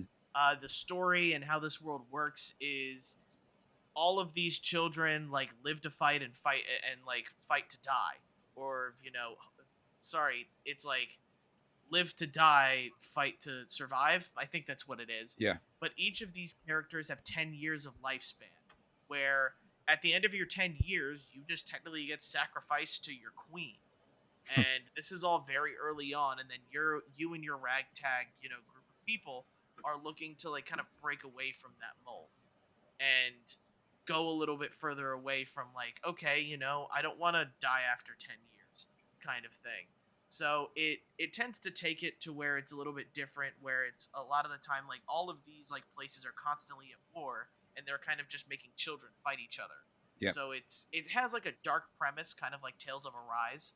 I want to say, because Tales of Arise had a whole bunch of like slavery in it, this, 2 people fighting each other. It just doesn't pull off the dark tones like I think Tales of Arise does. I think Tales of Arise is a better version of Xenoblade Chronicles 3, but I like Xenoblade Chronicles 3. I think the combat is fun. I think the characters are endearing, but I'm not far enough to say that they are like the most endearing. It's not like Persona 5 characters where you deeply feel attached to Joker, and Makoto and all of those from Persona, but I'm just not that far into the game yet where it could be, where you're just, sad about 100 hours, kind of game wasted. But overall, like, I think this is, like, one of the more accessible Xenoblade titles without all the weird fan service and, the annoying main character. Yeah, it's pretty... Listen. Go ahead. Oh, I was going to say, because, like, I agree with a lot of stuff that you're saying, Barry. You texted me asking me how long the tutorial was. That's the funny thing about this game is I answered 2 hours, but this game is like a 12, 14, 16 maybe. I'm 13 hours into the game. This is what it does that I like, kinda, is they keep adding. So you get comfortable with the game mechanic, then 1 hour later, all of a sudden, another battle, they're going to teach you something different. And they keep bringing things in that I think is making enough content for 80 hours to not bore me or 100 hours to bore me, because there's so many different things that you can either level up or create yourself, like the combination of fighter that you want, that type of thing. And for somebody who got annoyed with auto attack in the definitive edition of Xenoblade Chronicles that I did play, I am not as critical of the fact that that is the main automatic thing that happens. That auto attack thing got to me in the last one that I played. I just couldn't stand moving my joystick just and standing near somebody to fuel the super arts that I want to use. But for some reason, 12 hours into, I think I'm about like 12 or 13 into this game, it's not that bad. But they are introducing 4,000 things that you do have to remember. There is a lot of things you can do in this game, and Metacritic wise, I can understand why it's an 89 thus far in what I played, but I think that there is going to be a specific gamer that may not want to play just because this is like playing 3 games of chess at once, and some people are just going to want to play one game of chess or a game of checkers. It's simple and complex at the same time, like very complex, but it is a good looking Switch game. It is good looking for the Switch is what I mean. Yeah. 5 years into having, or into the Switch being out, it does look good for a Switch game. I have to keep emphasizing that because I'm very sad we have to say that. Yeah. Yeah. What makes me sad is some of these franchises are stuck on the Switch and will not get maybe a PS or Xbox look, because that game would destroy. It would look so good on an Xbox or a PS5, because they what I do like about the series is they highlight big open world spaces with some type of humongous thing in the distance that you either know the lore about or that you're going to figure out the lore as you go through the game. Just, and combat system, I like it. I really like it. I'm excited to play it. I can't wait to really dive into the 40th hour. The antagonists are great. If you're not there yet, they're great. It looks like they're going to be a bunch. They remind me of the 13 from Organization 13 from the Kingdom Hearts series. Kingdom Hearts reference. Hells stop. Yeah. Don't bring that up. Yeah. And to bring in a Matrix reference, the fact that they grow people for fighting reminded me of the pods from the Matrix when Neo first woke up and you realize what we were all in. It's just anyway. That concept is not bad too. It makes me want to go along with the story that they're bred to fight. They die in 10 years regardless, or earlier if they die in the battlefield, and it's just a repeating cycle. And then you meet 6 people who eventually don't have to necessarily go through that cycle. Craig, let's hear you before I continue. I may potentially have a finalist for one of the most annoying characters I've ever heard. Which one is it? Riku. Oh, he's the most annoying dude. I don't even know what he is. He's like a blue. What is he? Barry, what is he? Wait, Riku. Is he the one with the giant? You know what I'm talking about? Giant sword. He's like really short. You know what I'm talking about, Barry? You might even be further in the game than I am. Oh no, I'm like an hour in. He's right there at the beginning. He's like the little short dude. Is he he's not the healer, is he? Oh no, you're talking about are you talking about the different class of like? Here, let me see if I can find a picture. Because there are. Yeah, I'm gonna have to pull him out. But like again, there's like so much. This guy right here. Oh yeah. Hate him. Yep. I hate him. It. Hate him. He's so annoying. Yeah, I hate the way he talks. Yep. Oh my gosh, he's the worst. Yeah, I just don't. Ugh. I can't wait to hand out an award for that. The thing is I like Xenoblade, and I agree with you. Though, like, he's very Jar Jar Binks-esque. Characters. That's what I mean. Like the way he talks is so weird, and it's not necessary. And it's not like I don't have a problem with his character design. I just don't like hearing him talk. I'm like, you please just shut up. I can't hit the A button fast enough when he talks. I will say that like I don't have any affinity to Xenoblade. Like I think I played the first one. I don't think I played the second one. I am again, I'm super early, but I am slightly annoyed with the auto aspect of fighting. I don't like it. Being like, I'm gonna go, let me run around to the back of this guy for the 900th time and stand here until my character decides to swing. And then when he swings, I'll press this button to do a different attack, and then that'll raise up this so I can do my super special, which that's cool. Like I like that idea. I just don't like auto attack. I've never liked auto attack in a game. But it's not like a deal breaker where I'm like, I hate this game. It's just an annoyance to me. I'd rather just hit the button myself personally. Story, I can't really say much because like I said, I started watching that like opening like cinematic for a couple of minutes. I was like, nah, let me just get to the game. This is going way too long. Yeah, let me just get to the game. Yeah. And I know like I'm like you guys are talking about the story and I was like, I didn't get any of that because I just skipped it. But I'm sure the story's fine, but like I just didn't want to wait anymore. I hate long anime style intros. I hate them so much. I don't care what the game is. Shut up. Let me play the game. You can do a 5-minute video and that's fine. But once you go past that, like you need to shut up and let me get into this. This is such an attack on all the games I have. It is. You know it is. There's no need for that. You can, if you can like take your story of the game and put it into a 3-minute intro video, then you shouldn't be making a game. There's no need for 15-minute opening scenes in games. Those are movies. That's an episode of an anime. You need to stop it. We're here for games, not anime. But anyway. I love it. Barry enjoys it because you like anime. Barry, I don't like anime. I will play those games like Tales of Arise. I love that game. Love it. Yeah. But like they don't smack you over the head with 80-minute cutscenes. Oh, Craig, I'm sorry. Also, Tales of Arise is... No, go ahead. I'm just going to say I'm sorry because there's basically a lot of 10-minute to 15-minute cutscenes as the game goes on. Trust me. There's just trust me. Like I like long the cutscenes. game.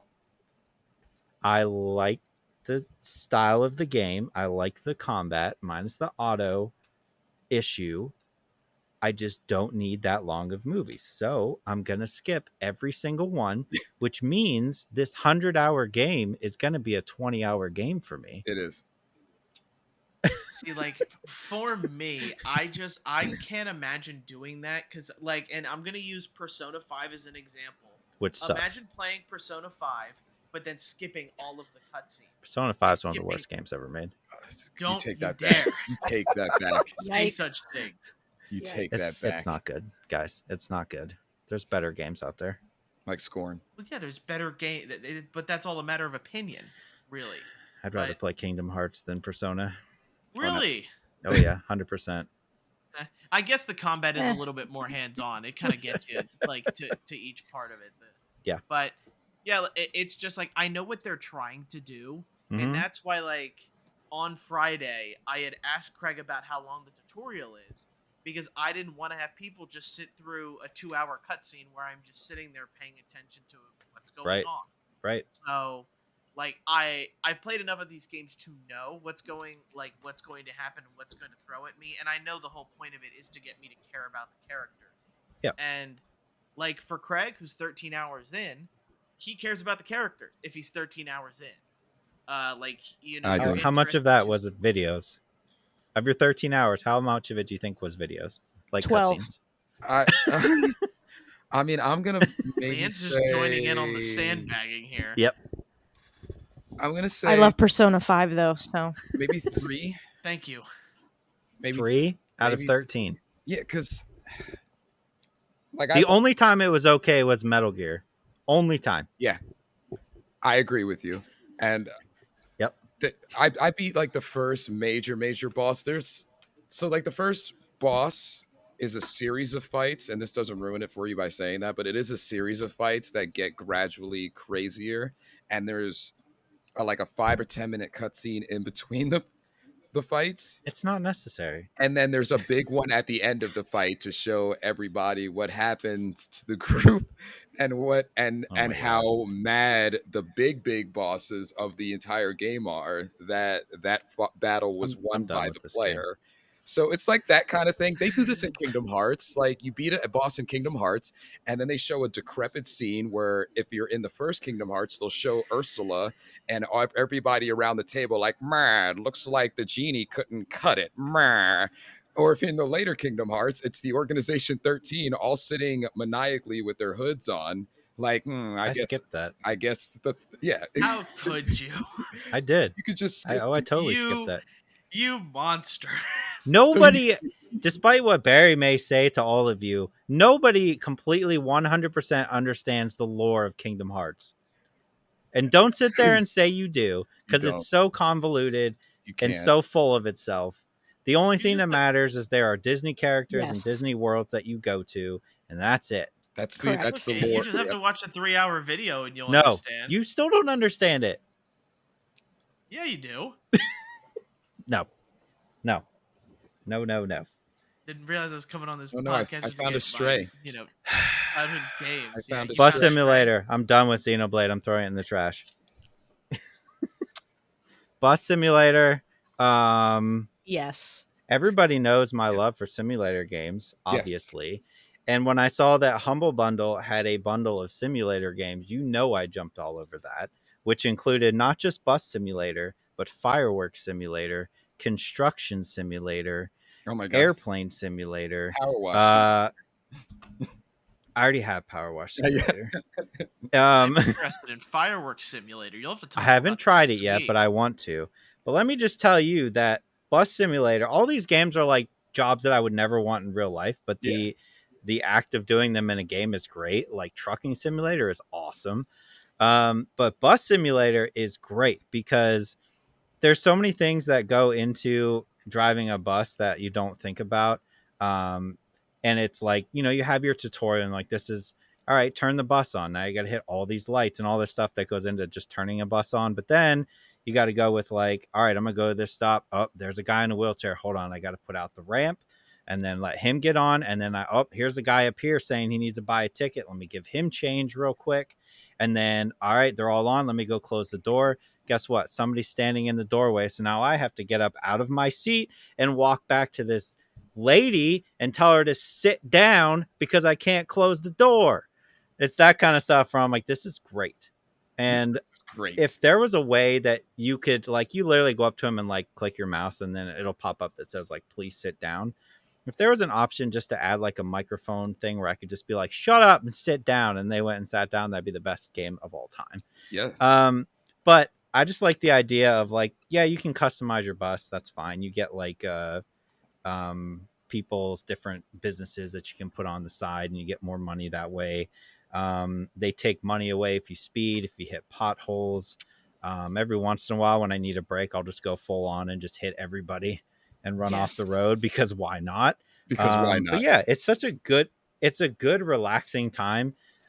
Making your route for the day, picking out all the stops you want to go to, and then just driving. Every time you go to a stop and you pull away, a timer will pop up that's like, you have this long to get to the next stop. Because obviously all people who drive buses are on a tight time frame. Mm-hmm. But yeah, I'm having a ton of fun with it. I feel like this is the perfect game to stream. I just have to figure out the right type of sunglasses and hat to wear when I stream, and then I will do that as well. Maybe a vest could be cool. But yeah, I mean, I can't stress enough how much fun I'm having with this game. Again, it's in the Humble Bundle, so if you pay like $12, I think you get all these games. And Barry, you could have Fireworks Simulator. Think about how much fun that would be. I'm sure it's fun. Yeah, it probably is fun. I'll have to take a look at it or see what reviews are for it. I haven't tried Construction Simulator yet. They also give you coupons for like Police Simulator, which sounds kind of fun. Wow. But yeah, I will say Bus Simulator, 10 out of 10. Do you get to like be a school bus driver at all, or is it? No, it's city buses. I really wanted to like yell at kids. That would be fun. That would be fun. Like, I bet you there's mods, right? You know. There's got to be mods. There has to be for school buses. If not, somebody needs to make a school bus simulator because I'll buy that too. At this point, I think we need a separate category at the end of the year just for me to rank the top simulator games of the year, because I'm gonna have like six of them. That's a good idea. That is a really good idea. Let me have my own 10-minute segment. That's all. There you go. Most hated character in simulator game. Got it. I can add that. Yeah, lady blocking the back door. Sit down. It's not that hard. Just go sit in the seat. Yeah. Man. People who drive definitely buses sold are me. saints. Yeah. Definitely sold me on this game. But that's what I played. Who else? What else do we got? So I have Digimon Survive. I could talk about that next week. How long are the cutscenes? You think Xenoblade is bad? Get out. I don't want to hear about it. Isn't it all cutscene? Yeah, it's basically. Is it a novel? Isn't it 70-30? It's practically, yes, a visual novel. Stop. Where a majority of the game is you like creating relationships and gaining affinity points. Dating simulator. With no hand holding. That sounds fun. Let's do that. But it like you're talking to one person and then you go to the next person and then you go back to the next person and then they tell you to go back to talk to that same person. So it's a lot of like you and on top of it too, it's not English voice acted. This is fun? It's Japanese voice acted with English subtitles. I have to say I'm not the biggest fan of the visual novel portion of things. Ooh. The combat that's turn-based, I actually really do like. It comes with, and like, it's nothing I've ever said before, but a lot like with like Triangle Strategy, that's what it was. Like, there are bonuses from like attacking an enemy from behind or from the side, attacking them with weakness. I like the strategic portion of things that you get with these types of games and how like individually the grid combat and everything like that can be very thought out, very meticulous, and like make you think, which I like those types of games. That's why I like, Project Triangle, Triangle Strategy, Bravely Default, and things like Fire Emblem. Like, I like all those games. It's typical for my liking of things. So that portion of the game I find fun. The visual novel portion, you have to get into the story in order to like. If you're not into it, you are not probably going to make it through this game because it is so much talking and so much back and forth, so much about relationships. Now, like, I will admit the thing keeping me together is like, apparently this game is going to get dark at some point. There is going to be what I can only assume is character deaths, which like a lot of like Digimon is usually known as a kid-friendly property. Like, I grew up with Digimon as well. It's usually aimed toward kids. This dark visual novel seems to be taking a liking to more of like my age or like teenage or adult type of Digimon fan. And I'm not even the biggest Digimon fan, but I will say the visual novel portion of things is very hard for me to get through. It looks because like it's doesn't constantly reading. Doesn't it look like it's going to get like Digimon meets Doki Doki? Yes. It feels like it. That sounds good. That's that Dokimon. portion of things that I'm interested in. Ooh. Is like because and even so the developers of the game said like, okay, like you guys can talk about the game, but after chapter 5, mark your tweets with spoilers or mark it with, or like don't talk about the game at all. So all I know is that chapter 5 is like a big moment in the game. So I honestly have no clue what to expect out of it. And the thing is about this game too that I'm not the biggest fan of is that there are 3 separate endings in which you have to play through the entire story to get through. That unlocks a secret ending. So that, or you could just watch YouTube for that's the other a lot, 2 endings. Yeah, that's a lot of visual noveling just to get through, though. That's a lot to ask of somebody to play your game, especially if they're not a visual novel like person that's not into visual novels. So if you play this game for an hour, how much of it is turn-based battling and how much is visual novel? Depends on how fast you read. Okay. What about an average? Are we talking like 45 minutes visual novel, 15 minutes turn-based? Yeah, I mean, did you guys... We talked about liking beat-em-ups, right? You guys like that streamer? Yeah. Woody? We watched him play it on Twitch, last night, and we watched him play for like 45 minutes to an hour, and they showed a quick tutorial of the game, the actual like playing, the and fighting. yeah, the actual fighting. The rest was the novel. Wow. Like Okay. he had, I think the first hour and a half was mainly that. yeah, it was exactly. He It better stopped be a good streaming. story. Man. Okay. Well, I'm not going to play that. It's all you, Barry. It's all you. To be honest, like I hope that the story keeps me interested enough so that I can get to chapter 5, and whatever is interesting enough to get me there, I hope it gets me through the rest. Yeah. I hope the game does better in a critical standpoint, because that's the first game on my list from last week. So I don't want to start off with like a negative 80. Yeah. Hoping Scorn could I get think me it's back. reviewing well, isn't it?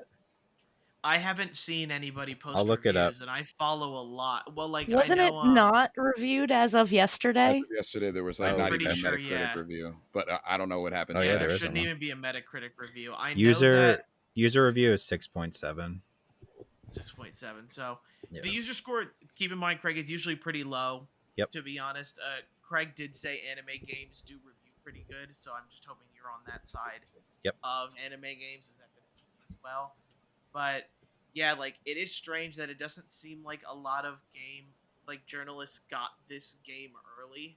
Like it just seems like they released it when it came out, and then they're experiencing it along with everybody else. Mm-hmm. So just keep that in mind. Will do. That it kind of stinks because, like, let's say you want to get the Switch version, you can't find, as far as I know, you can't get the Switch version anywhere right now. And if you were waiting for a review, the longer you wait to get Digimon Survive, the less likelihood you're probably going to find the Switch version, unless they like do an Octopath Traveler type thing and promise to put out more stock for it. But this game is also available on PC and PlayStation. I don't know about Xbox. No, it's on Xbox. Yep. Yeah, it's on Xbox too. So just keep that in mind. Is like the longer you wait, it may be harder to get down the road.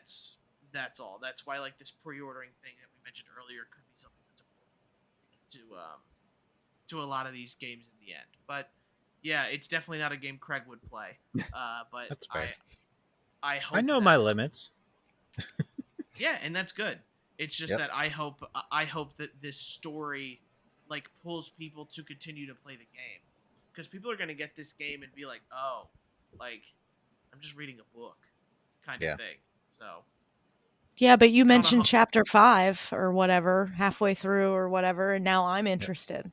I want to know wait a minute, how does this get dark? So I'm interested to hear more about it. Yeah, I mean, because for a lot of people too, I mean, when Leanne and I played Doki Doki together, we were kind of like, what is this? And then it hits a certain part of the game and you're like, you have to see what happens. There's no ifs, ands, or buts. But before then, I could see it on Leanne's face. Like Leanne's face tells me like, yeah, Doki Doki gets weird. Doki Doki was real weird, and I enjoyed every minute of it. The reading and stuff, I'm with Craig on this one. I'm not trying to read a book, I'm trying to play a game. So that was rough for me, but like that game itself, the dark nature to it was pretty dope.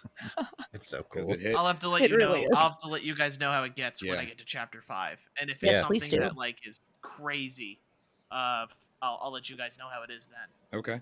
Sure. Cool. Anything else in games? I could save Witchwood for next week. It's small. It's real easy. Okay. And we're almost at 2 hours. So yeah, that's fair. Yeah. I mean, all right, let's set up movies. Like, for movies and TV shows, for me though, I got nothing. Oh, makes it even easier. Okay. Look at that. Yeah, like for me, I did. You know me and Craig. Like I was working on a lot of the editing this week for last week's podcast, so I've been busy.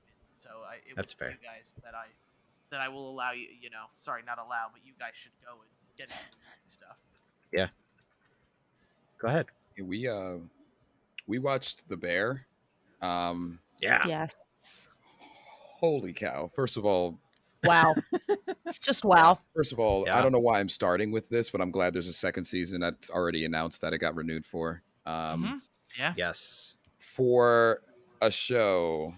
So the premise of basically inheriting this restaurant, this failing restaurant, this flawed restaurant, this once great restaurant from his brother, and trying to fix it with this ragtag, I'm going to steal your term, Barry, this ragtag group of cooks and sous chefs and busboy-esque, kind of people. They took front of house. Yeah, they took they took 20 minutes or 18 minutes, or in a case of one episode, maybe 40 minutes. And they really, with one real iron setting of the kitchen and the restaurant area, and they made you fall in love with the story. It's fantastic. 100%. Everybody had a purpose for why you liked or disliked the scenario that the restaurant was in. And wow, it's quite a touching show. For me, I'm gonna go to a side point. They have some really dope cooking portions in that show, and I'm a sucker for that. I'm a sucker for get the camera on somebody being awesome with food, or in case of one of the characters, baking. I'm a sucker for that because they combine that with the drama of the story, and that just propelled the story even further for me, or made me more interested in seeing and watching what was going on the show. And you were right to recommend it to us. Barry, I'm pretty sure, Barry, you were the one championing it to all of us, right? It was Craig first. It was Craig first. Craig watched it first. Sorry, Craig. The only reason it was on my radar, though, was because I love Shameless. And he is so phenomenal in Shameless that when I saw he was doing something else, I was like, I don't care what it is. I'm going to watch it. Fantastic. And it just happened to be fantastic.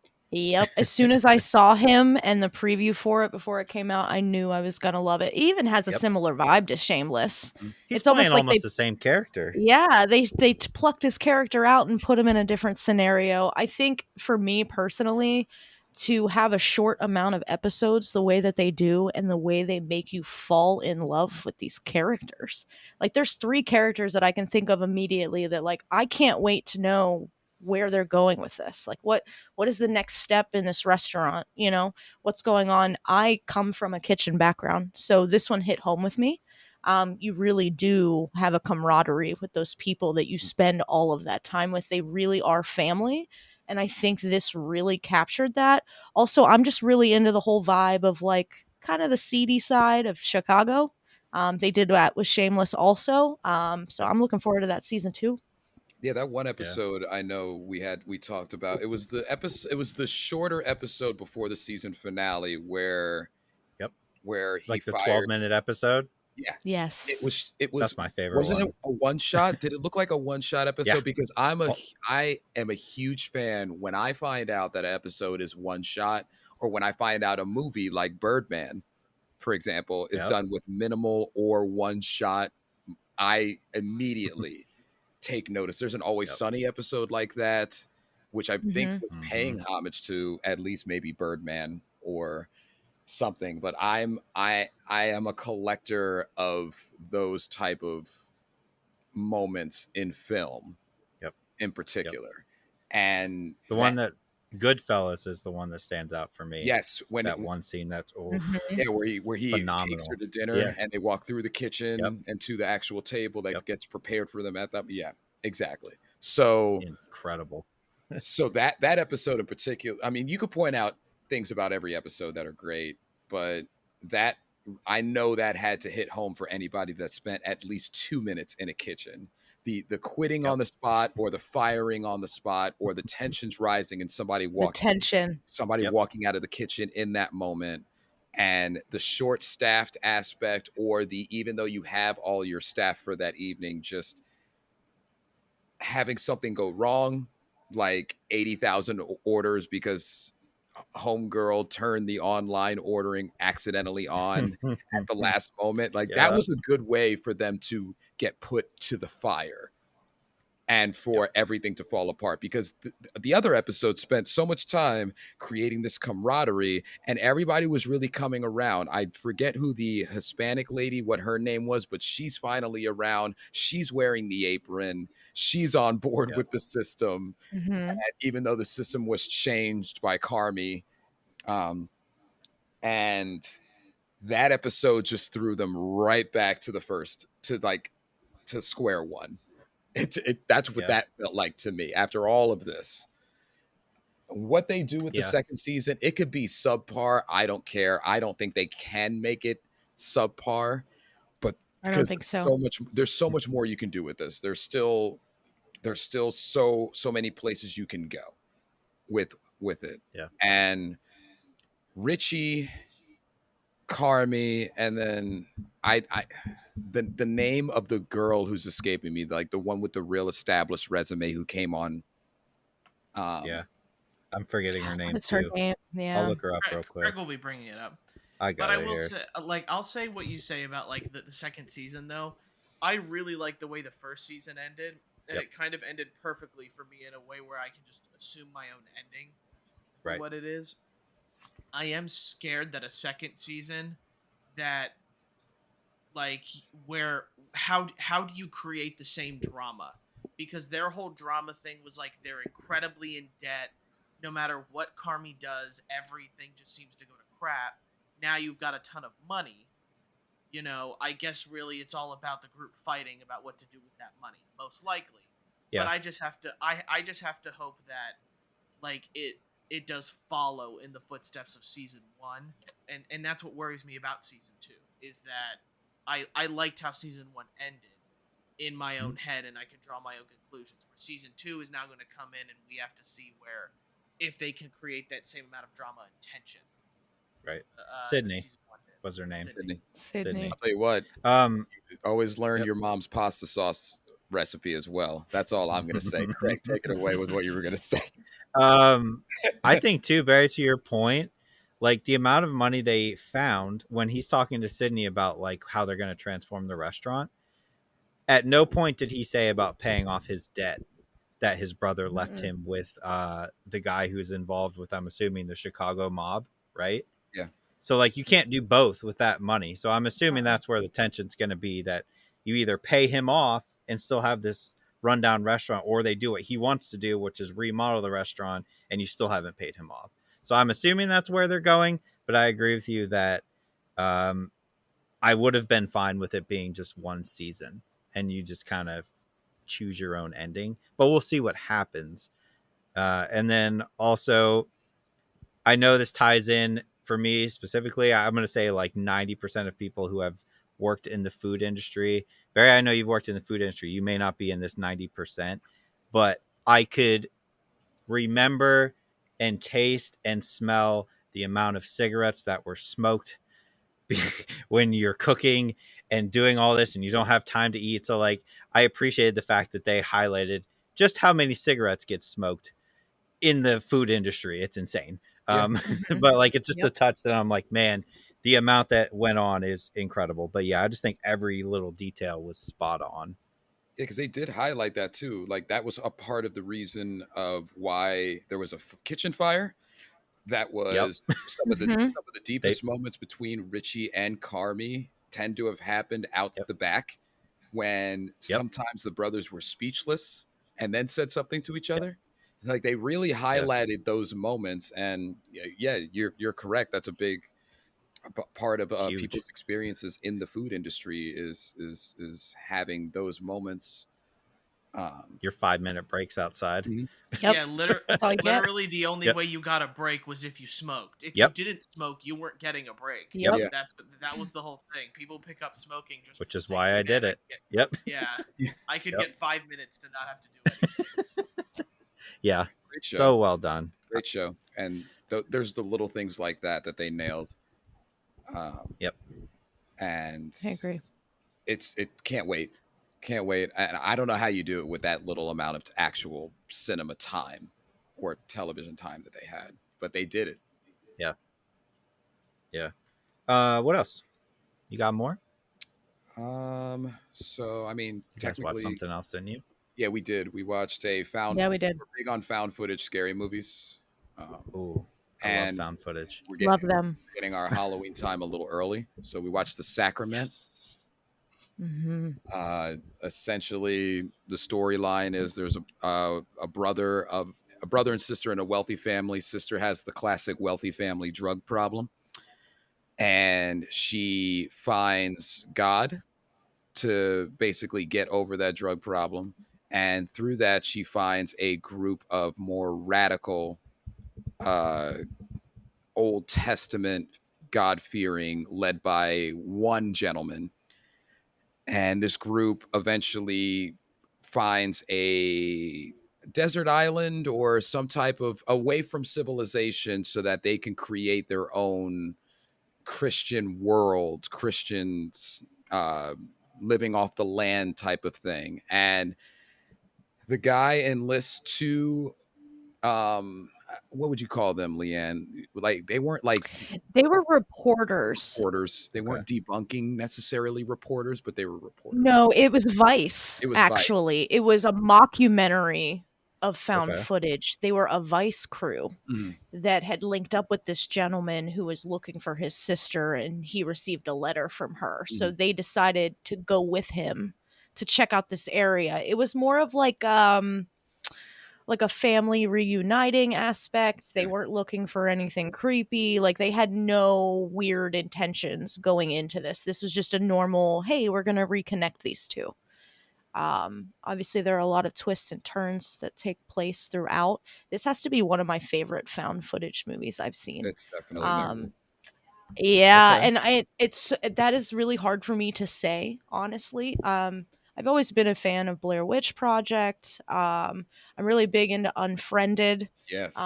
This one was definitely different. This one gave me, if you've ever seen the documentary on the Westboro Baptist Church, this was it. Okay. This was it in found footage form. So think of that. Think of, drinking the Kool-Aid. Think of, the brainwashing that takes place, the eeriness of the area that you're in. Kind of like The Village.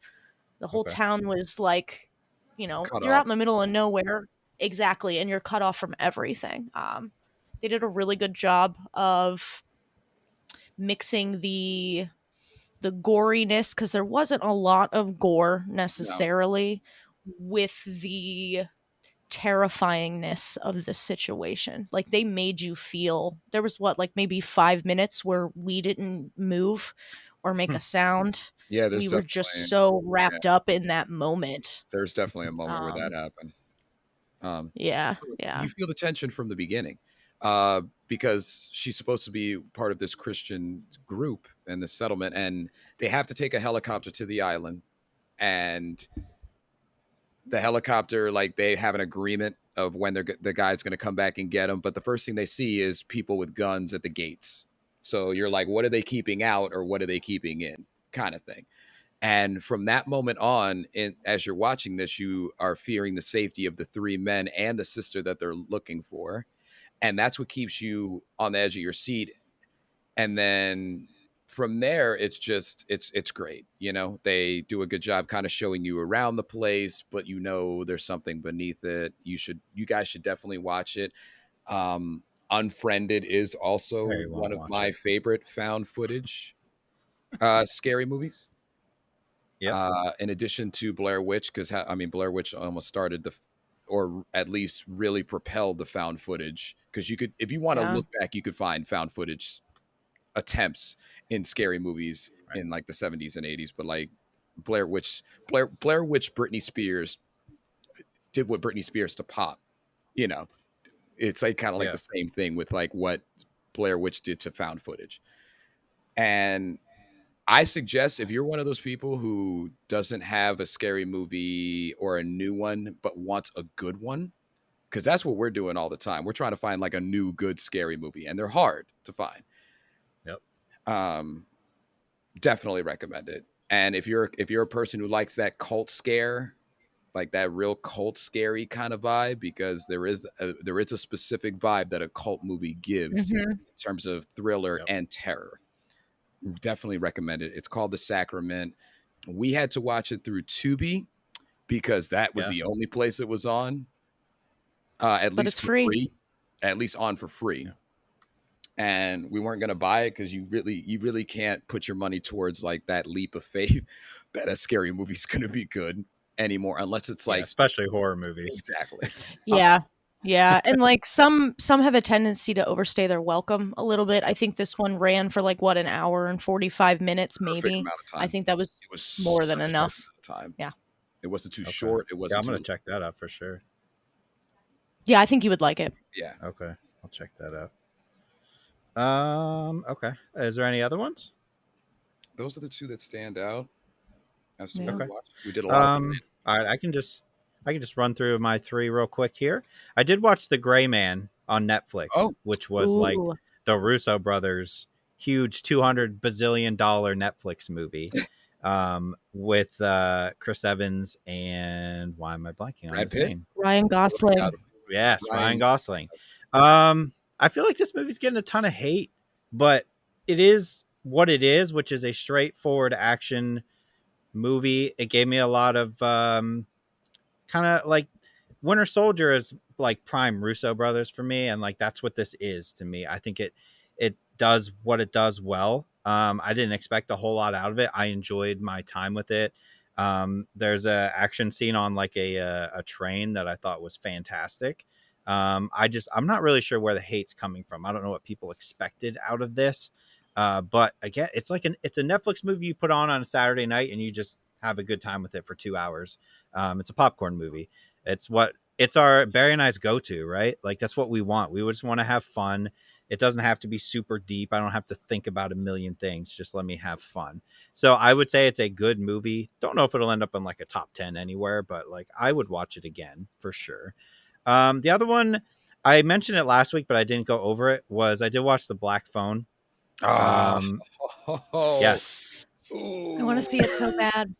I won't spoil anything. I will say that when you go into it thinking that like this is going to be a good horror movie, this is not a horror movie. It's a thriller for sure. Okay. There's like maybe 1 or 2 moments that might make you jump a little bit, but for the most part, this is a thriller about a serial killer who's taking kids and killing them.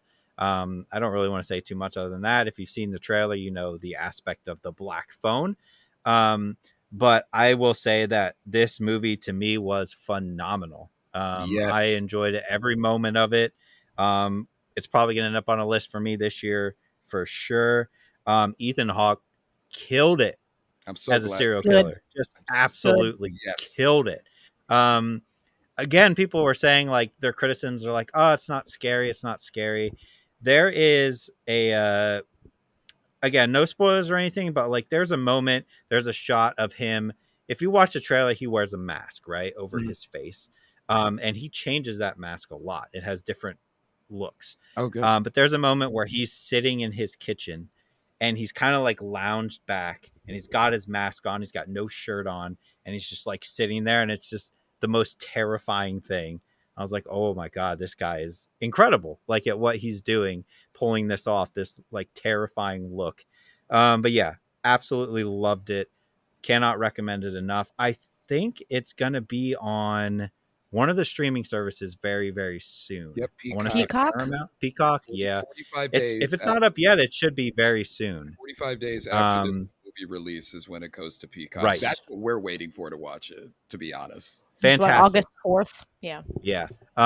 This one I would consider purchasing physically to have, for sure. I'll keep an eye on that one for Black Friday. And then the last one that I have to bring up is on HBO Max, called The Rehearsal. Okay. It's a TV series. If I don't know if any of you have watched anything done by, his name is, let me look it up here, Nathan Fielder. He is a comedian. He had another show called Nathan For You, and there's a bunch of seasons on HBO, where basically he goes in Nathan For You, he just pitches wild ideas to businesses, completely out there. With The Rehearsal, I will say this before you look anything up. Okay. Do not look anything up about this show. Okay. This is a show that is real. It's not fake. And all I will tell you is he helps people with difficult situations in their life. and how to handle them. How he does it absolutely blew my mind. I watched it and I was like dumbfounded what he did. I made my wife watch it again, so I watched it the second time, and she was like, "I don't understand what's happening, but this is crazy." We had her brother came up these past couple of days. I made him watch it, so I watched it for a third time, and he literally sat there for there are like 45-minute episodes for a good 20-30 minutes of it, just like his mouth open, being like, "Oh my god, like what am I watching?" So I don't want to tell you anything. I don't want to ruin anything, but that is the basic premise. People have issues. He helps them solve their issues. That's all I'm going to tell you. So all of you go watch that. It's hilarious and also will blow your mind. So that's all I'm going to say about that. So next week, I expect you all to watch that. Hey, I mean, last thing we watched from this was The Bear. Like last thing off of a recommendation that we watched from this podcast was The Bear. And right. It's weird. He has a specific style of humor. And he is, he's on the spectrum, right? So he thinks differently than most people do. Gotcha. And he's very like, everything is like he has to figure out the minute details. So like he's super goal oriented that way. It's just insane. So yeah, that's the last thing I watched. Go watch that. All right. And then I think that's it, right? Yeah. Got it all? Yeah. Sweet. I'll be watching. I'm definitely going to jump into it. If this high of a recommendation, the last time you probably gave one this high seemed to be that one magic show that you had. Yes. So if it's anything like that, I'll definitely. I feel like some people may watch this and be like, I don't know what I just watched. I don't get it. This is dumb. But I don't think you'll have the same reaction. I think you'll enjoy it. All right. Yeah, I think I will too. I heard about this show as well. I haven't heard much else, but I have heard of it. There's multiple episodes. I think there's 4 episodes out right now. They come out every Friday, I think. Okay. So yeah, check those out. All right. Well, that's going to do it for the podcast. Hope you guys enjoyed listening to it for the last 2 hours and 20 minutes at this point. It was long, but we needed to catch up on all the news from last week because we did special. So thank you guys for listening. If you're interested, please make sure to share the podcast, review it, like it on your podcast listening platform of choice. We have an Instagram, a Twitter, and a Twitch that we're pretty active on. So just make sure you follow us there if you ever want to get in contact or ask us anything as well. On the YouTube page, thank you guys for watching the video. Please make sure to like it, subscribe, and share the video as well. We appreciate all the help we can get from there. And if you're interested in sending any hypotheticals or maybe your opinions on any of the shows or games that we talked about, we have an email at highsensitivitypodcast@gmail.com in which you can submit such things. Thank you guys for watching again. See you guys next time. Bye. See you later. Thanks. And thanks, Leanne. Thank you guys for having me. Thank you, Leanne. Thank you. This has been a blast.